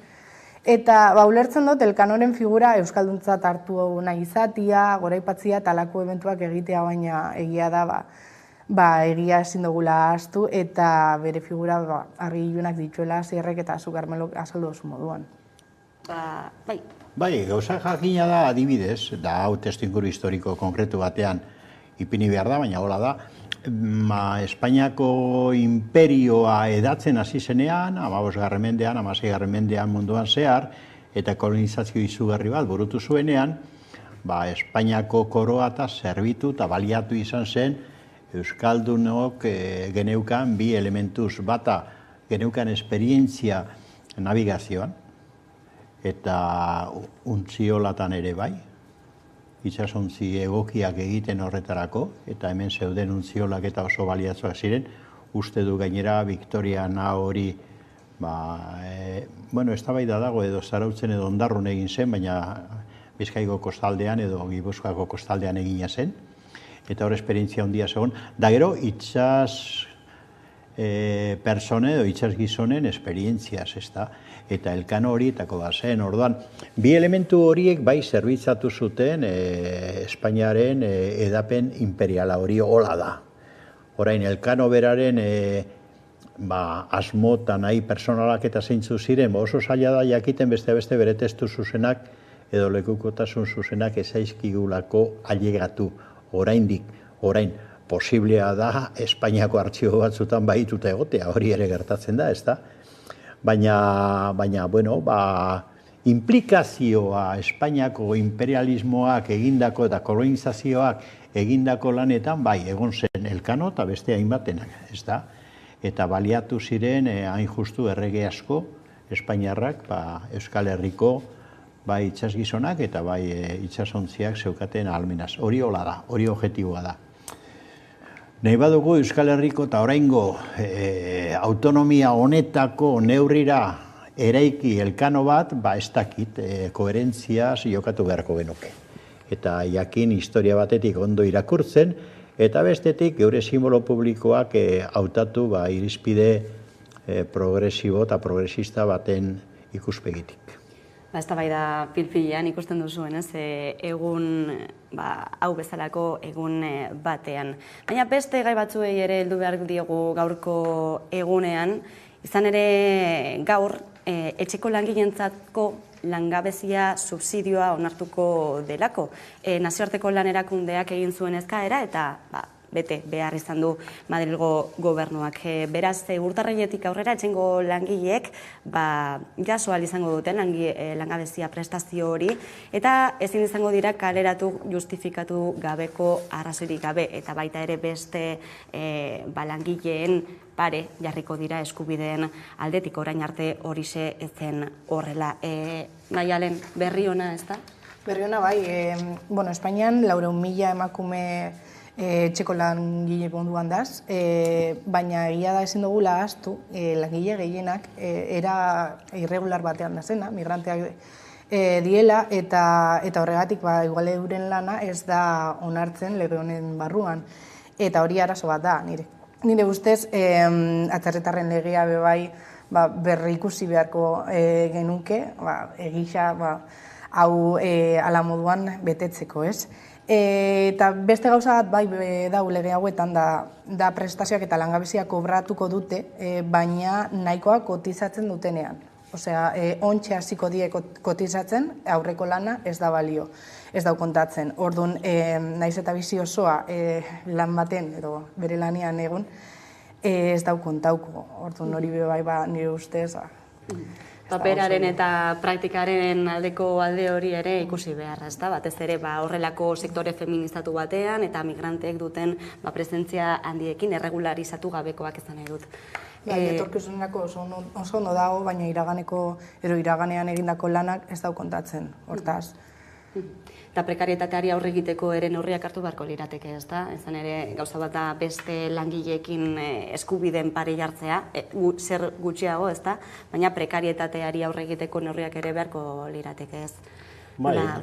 Kasu honetan gainera, nik entzun nuen, herritar guztio bezala duera egun pare bat edo, Espainiar gobernuak eta gero atzo bertan uste dute presidentea berak horre Moncloan egin zuen ekitaldi propagandistiko batean, ez da, nola aurreratu zuen, bihar bertan hartuko dugu erabakia ministro kontseiluan, eta gero berak eta gero beste ministroen batek ere planteatu dute gauza, gobernu honek hartzen dituen neurri aurrekoiak eta ez da.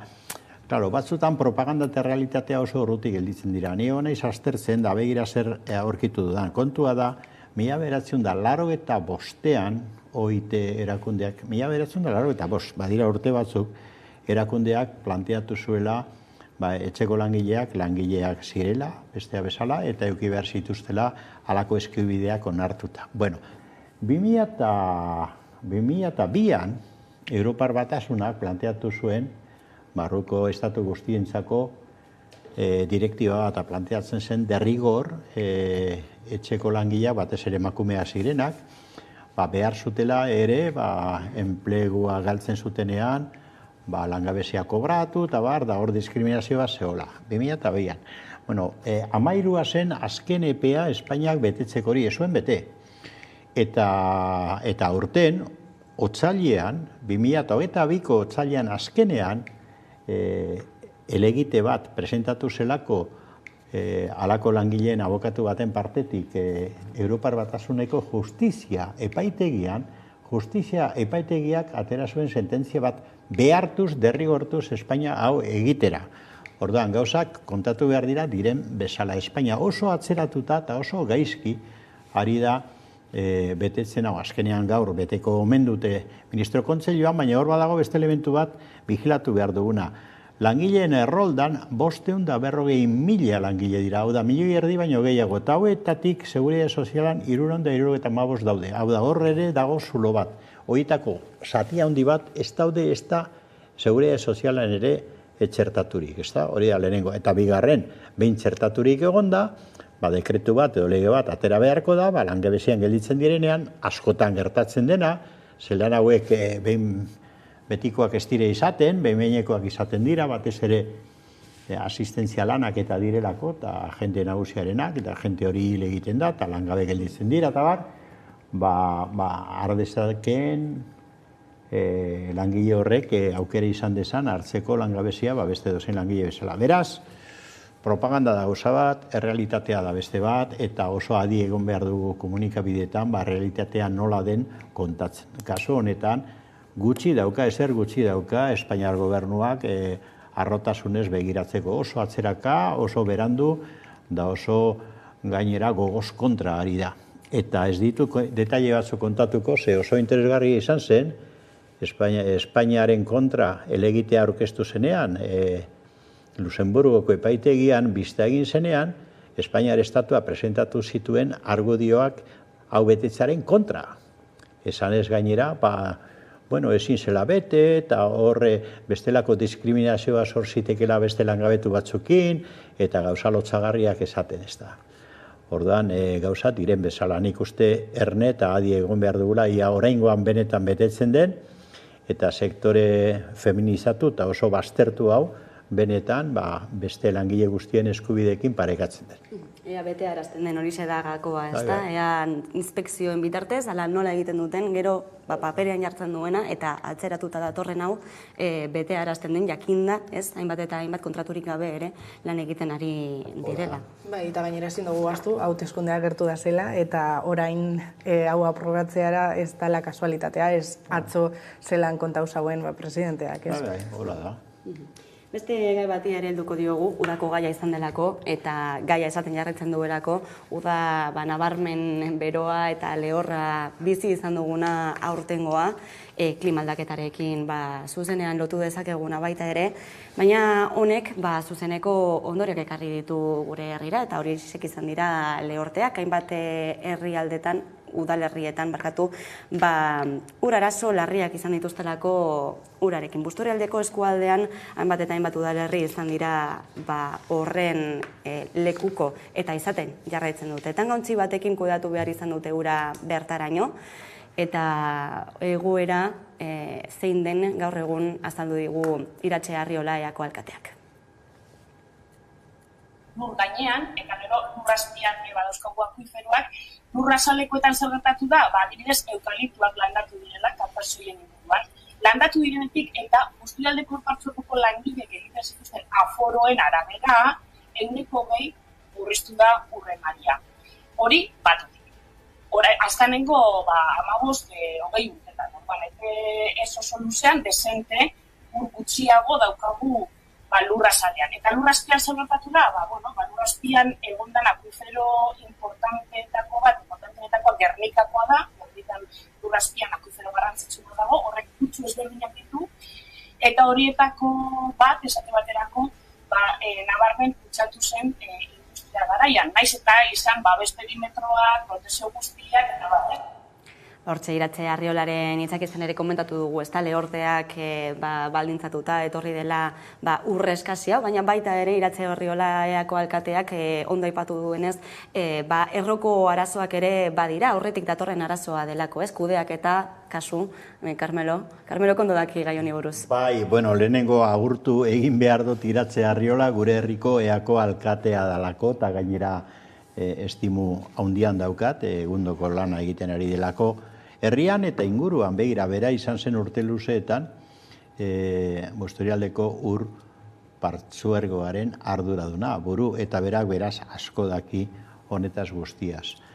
Eta egia da, Busturialdea bezalako toki hain sentiberan da hain berezian, pentsazazu ez da, Busturialdeko erreserba zer den, ez da, eta halako ur arazoak egotea eta ez kasualitatez, ez hemen euririk egin izan ez duelako, baizik eta hor erreserbak kutsatu direlako, Gernika inguruan, filtrazio industrialak egon direlako, eta bar, benetan tamalgarria da, ez da, hor halako kudeak eta hain desegokia egiten ari dela jakitea orain azken aldian. Gainera gertatu da beste fenomeno bat, berak ez du astirik izan orain hori komentatzeko, baina ni nahiko nuke komentatu, eta da ur partzuergoen politikan aldaketa sakon da estruktural bat egon dela Bizkaian, eta Bilbok hartu du, Bilboko udalak eta diputazioak eta jaurlaritzak lagunduta, hartu dute politika bat oso eztabaidagarria. Zentralizatu egin dute ur partzuergoa Bilbon, Bilbo Bizkaia ur partzuergoa deitzen da,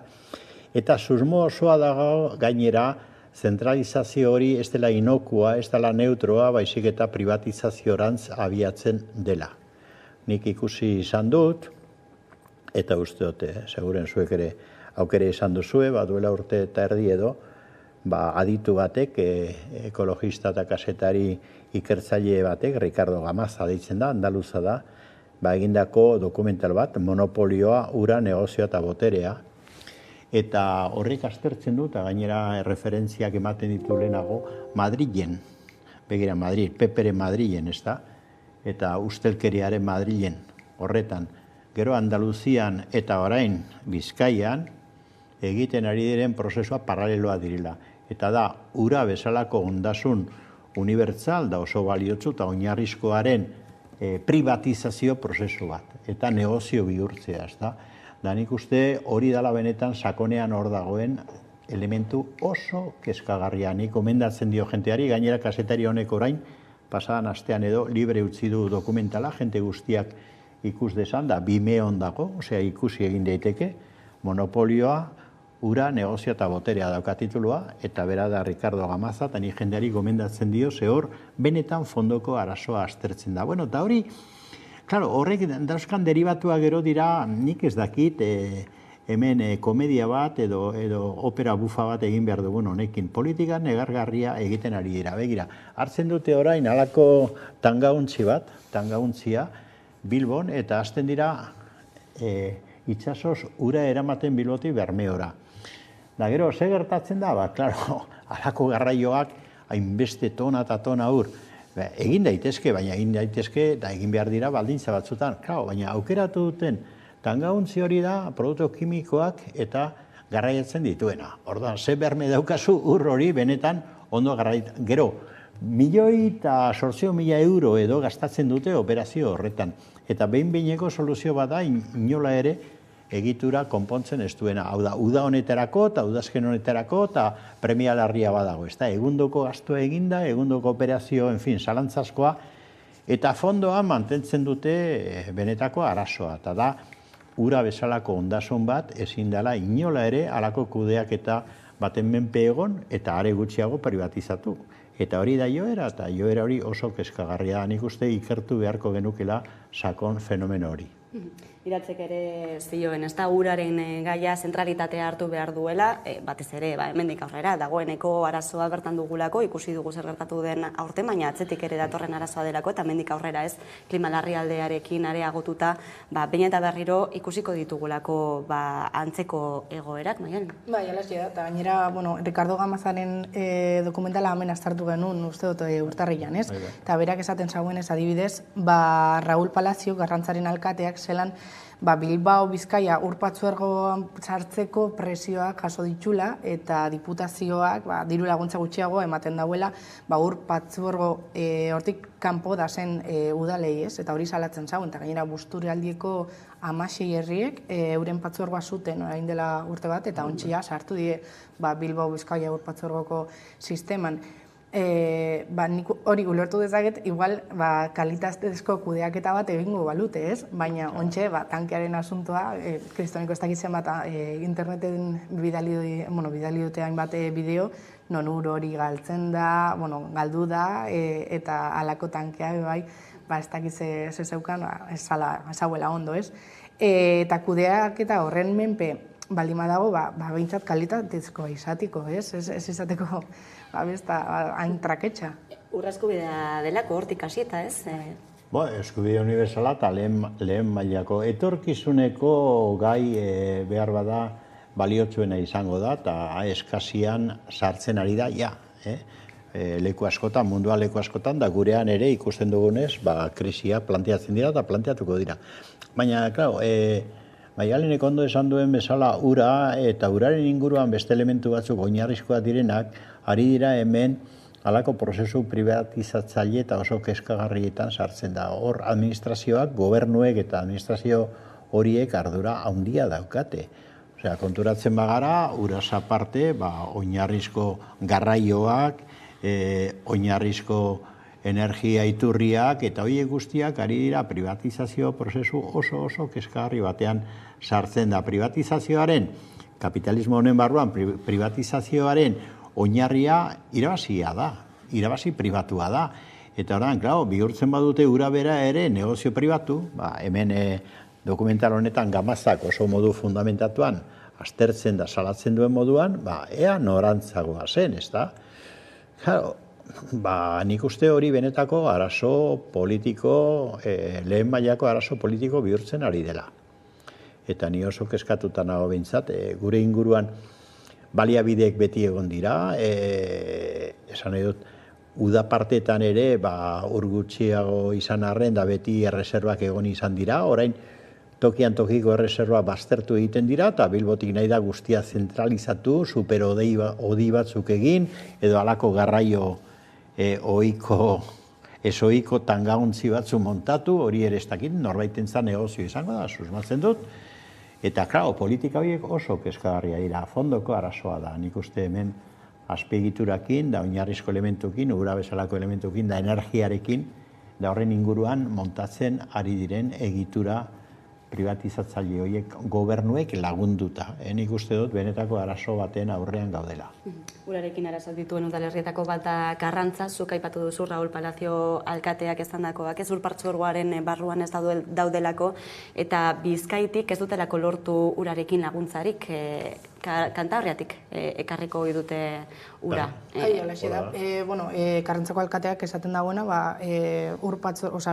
Bilbao Bizkaia Urpartzuergoko sisteman sartzeko presioa jaso ditula, eta hau da presio bat, bera barruan, bera pentsatzeko ezin dauela kudeatu bere ura, eta besteen menpe egoteko, hori da estrategia politiko gutxa. Baina pentsazazu ze suposatzen duen horrek. Ze eskubidea dauka Bilboko alkate batek edo diputazioko presidente batek Karrantzarrek ura nola kudeatu behar duten erabakitzeko, eta are gehiago presio egiteko eta behartzeko praktikan, saiatzeko behartzen, uraren monopolio den Bilbo Bizkaia Partzuergo horretan sartzen, ez da? Ze logika eta ze printzipio dago hor, benetan eskandalo bada, nik uste dut, benetako txantaiak egitea ura bezalako baliabideekin, nik uste dut eskandalo politiko izan beharko dala, eta hori salatu behar du. Uste duzue, bizigaren momentu kritiko honetan, klima larrialdiarekin eta urarekin lotutako neurri zehatzak hartzeko momentua heldu dela, esaterako golf parkeak mugatzea, piztinetako uraren baliabideak ere mugatzea edo kudeatzea, horrelako neurriak ikusiko ditugu aurrerantzean, zer deritzozu? Nire ustez, halako neurriak proposak izango dira. Baina uste dut, eta tamalgarria da, hainbat gestioak ekonomia hutsa bakarrik pentsatuko dutela, eta hau gestionatzeko ura gestionatzeko euren interes politikoa eta ekonomikoei eruengo dutela, ez? Orain, ez nasa akordetan zelan deitzen den, goian dauela telesferiko baten fatengaz, zelan deitzen da barrio hori, ez da? Bilbon. Bai, Bilbon. Bilbon? Bai, hartzen duzula teleferikoa eta igotzen zara. Artxanda. Artxanda, bai, ondala, ez dakit, 6 hilabete, estrenau zuten alako ura kudeatzeko kristoneko tramankulu bat, ez? Eta ur horrekin, Bilbon dagoen ur horrekin, alboko herriak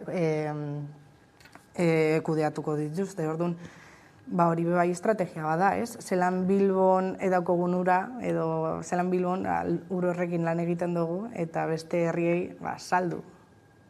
Bueno, ura izango da etorkizun hurbilan, da ari da gertatzen gainera, benetan administratu, antolatu eta aurreztu ere egin beharko den ondasun bat, dudarik gabe. Baina importanteagoa da, une honetan ikuste dut, uraren inguruko kudeaketa egokia egitea. Esate baterako, alferri galdu egiten da ur pila bat, orain bertan, Bizkaian da, imatokitan, Gernikan bertan. Aipatu dugu, Gernikan badaude neurriak hartu estirelako modu egokian, badaude ur galtze ikaragarria handiak, ez da? Erabilgarria izan ziteken ura. Gainera, ura guztia ez da edatekoa, esan nahi dut, esate baterako nekazaritzako edo garbiketa, kaleen garbiketarako, eta erabiltzen den ura ere, izan daiteke, agian edangarria ez dena, baina erabilgarria hori guztia bota egiten da. Hainbat errekasto eta hainbat uriturri daude, hain justu ere Bilbao Bizkaia partzuergo horren sarean sartu ez direlako, guztiz baztertuta eta galdu egiten dira, ez da? Halako elementuan nik uste ondo erabili behar dira. Da gero, nik uste dut kudeaketa izan behar dela kontsonantzian ura bera den ondasun publiko eta inori ukaezina den ondasun bezala, eta ezin da sekula santan onartu privatizazioa, ez da? Nik uste oinarrizko lehen gaia direnak, ura, airea, ezin dira inoiz privatizatu eta justu hori ari da gertatzen da. Nik uste elementu horietatik hasi behar dugula, ez da? Politika bat hasten dena, herritarri eskatzen, ez erabili gutxiago dutxa eta ez erabili ura ez dakit zertarako, benetan absurdoa da testiguru honetan. Nik uste fondoko egitura bera, kudeatu behar dela, printzipio argi batzuk eta printzipio demokratiko batzuk erabiliz, eta publikoak. Hori da printzipala, nik uste dut. Aipatzen zenuenaren arira ez, aurten ere jakinarazi dute zientzialariek euritik datorren ura ere dagoeneko ez dela edangarria, ez? Horrek suposatzen duen guztiarekin ere. Baina, zuk nola ikusten duzu egoera? Izan ere, gaur haino ez, txorrota zabaldu eta ura izan dugu. Agian ez dugu horren atzean zer dagoen ez da pentsatu ere. Horretan pentsatzen hasi gara? Ni Mexikon egon nintzen bizitzen ez, eta niretako Mexikon ez daukate ura edangarria ez. Orduan, niretako hori ez dakit xok handi bat izan zen. Eta hemen, espero dut ez egotia ez. Baina hainbat ekologistek ari die salatzen, egisa dela, justo lehortea izan eta gero golf parkeak eta futbol kanpoak edangarria dan urarekin hornitzen edo erabiltzen ari diela, eta hori Gernikan pasau da, eta Bizkaiko hainbat lekutan.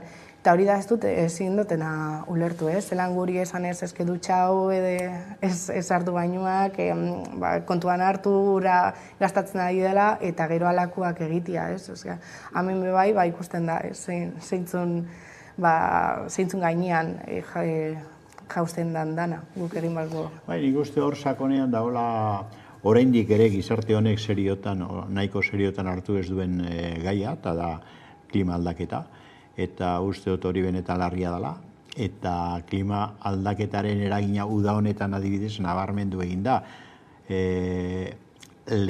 Lehortzea ari da edatzen, desertifikazioa edatzen ari da, Espainiar peninsulan erabat, eta Euskal Herrian ere, Nafarroa aldean, eta hori errealitate oso larria da, Nafarroaren hegoaldean, ez da, Erribera aldean da bar.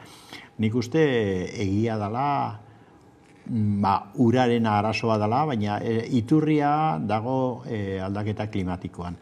Aldaketa klimatikoaren arazoa hain da enormea eskaraari, uraren eremuan, ez energiaren eremuan, da orain gerrak provokatu duen krisi energetikoaren ondorioz gainera, nik uste atzeratu egin direla neurriak energia iturriak aldatzeko eta energia berriztagarriak erabiltzeko, eta berriro ere petroleoa, gasa eta behar bada ikatza ari dira, behar bada ez diote fundamento, Txinak esate baterako esan du berriro ere ikatza aktibatuko duela bere energia iturri bezala, eta bar, ez da?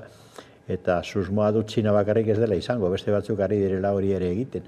Orduan, atzera pausuak ematen ari gara, eta arazoa larriagotu egingo da, begibistan, uda honetan ikusi dugu, mundu mailan larria hotzen ari dela. Eta hor jo behar dugu, nik uste dut horra benetan seriotasun osoz begiratu behar dugula. Eta zer lortu behar dugu, gerrak amaitzea, azteko, gerra guztiak amaitzea, geldiaraztea gerrak, hori naziarte mailan lortu behar dugu, geldiarazi, eta arazoak konpontzeko beste bide batzuk aktibatu, hori azteko, eta ondoren krisi energetikoari eta uraren krisiari eta beste modu, beste politika publiko eta global batzuren bitartez erantzun modu positiboan.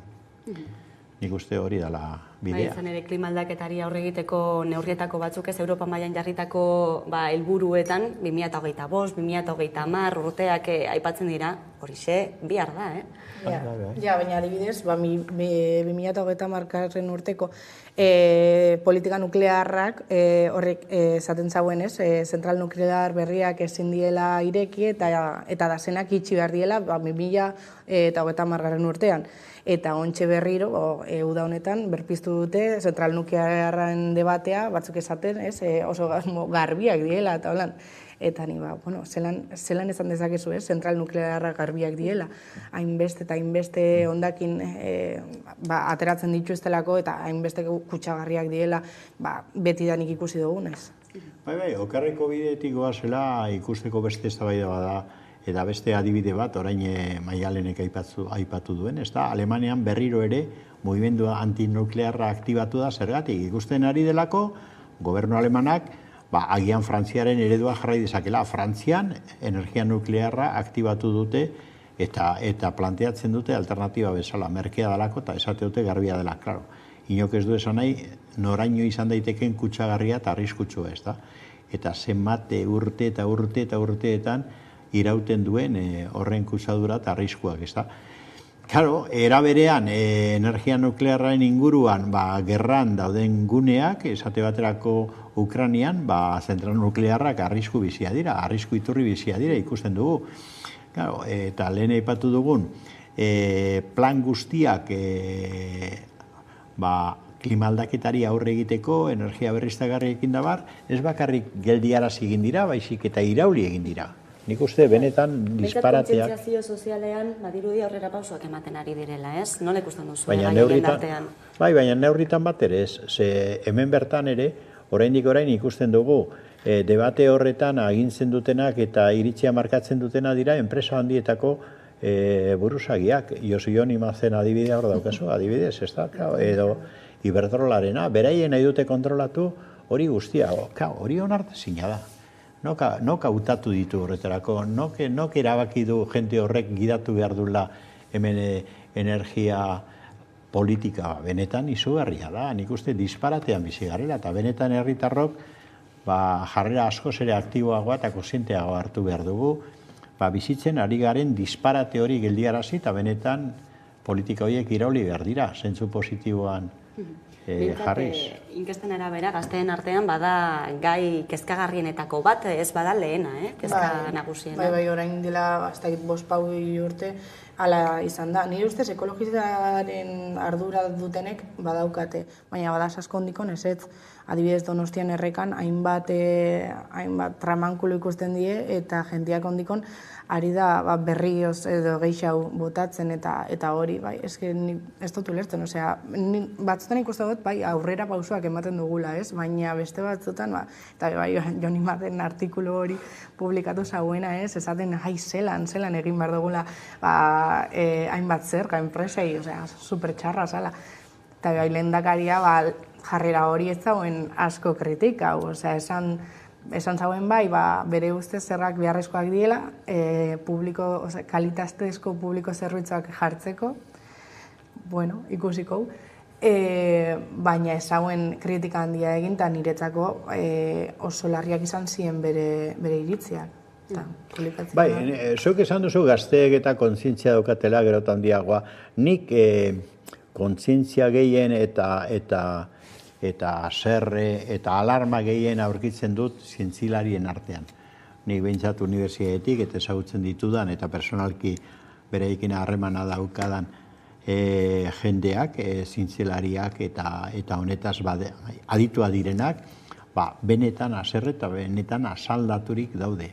ikusten dutelako oso bide okerretik goazela, eta gainera halako atzera pausuak ere ikusten dituzte. Eta, klaro, aitzakia beti daude, gerra dala, krisia dala, eskazia dala, aitzakia beti aurki daitezke, baina, klaro, ez badugu zuzenketa sakon bat egiten, da benetan larrialdi klimatiko hori geldiarazteko neurriak hartzen, krisi hau sakondu eta askartu egingo da. Eta ondorioak izugarriak izan daitezke, bai, hori hola da. Hausnarketa horrekin amaituko dugu gaurko solasaldia. Mila esker, beste behin gurean izatagatik, Carmen Olanda eta Maialen Ferreira, eta jarraian eguneko albiste nagusia Carolina Suarez lankidaren eskutik. Gero arte.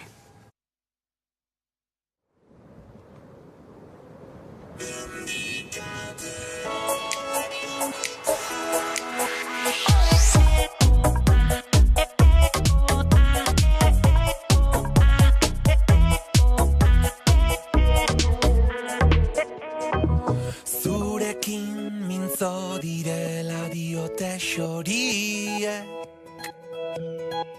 esan zer kanta egin dizuten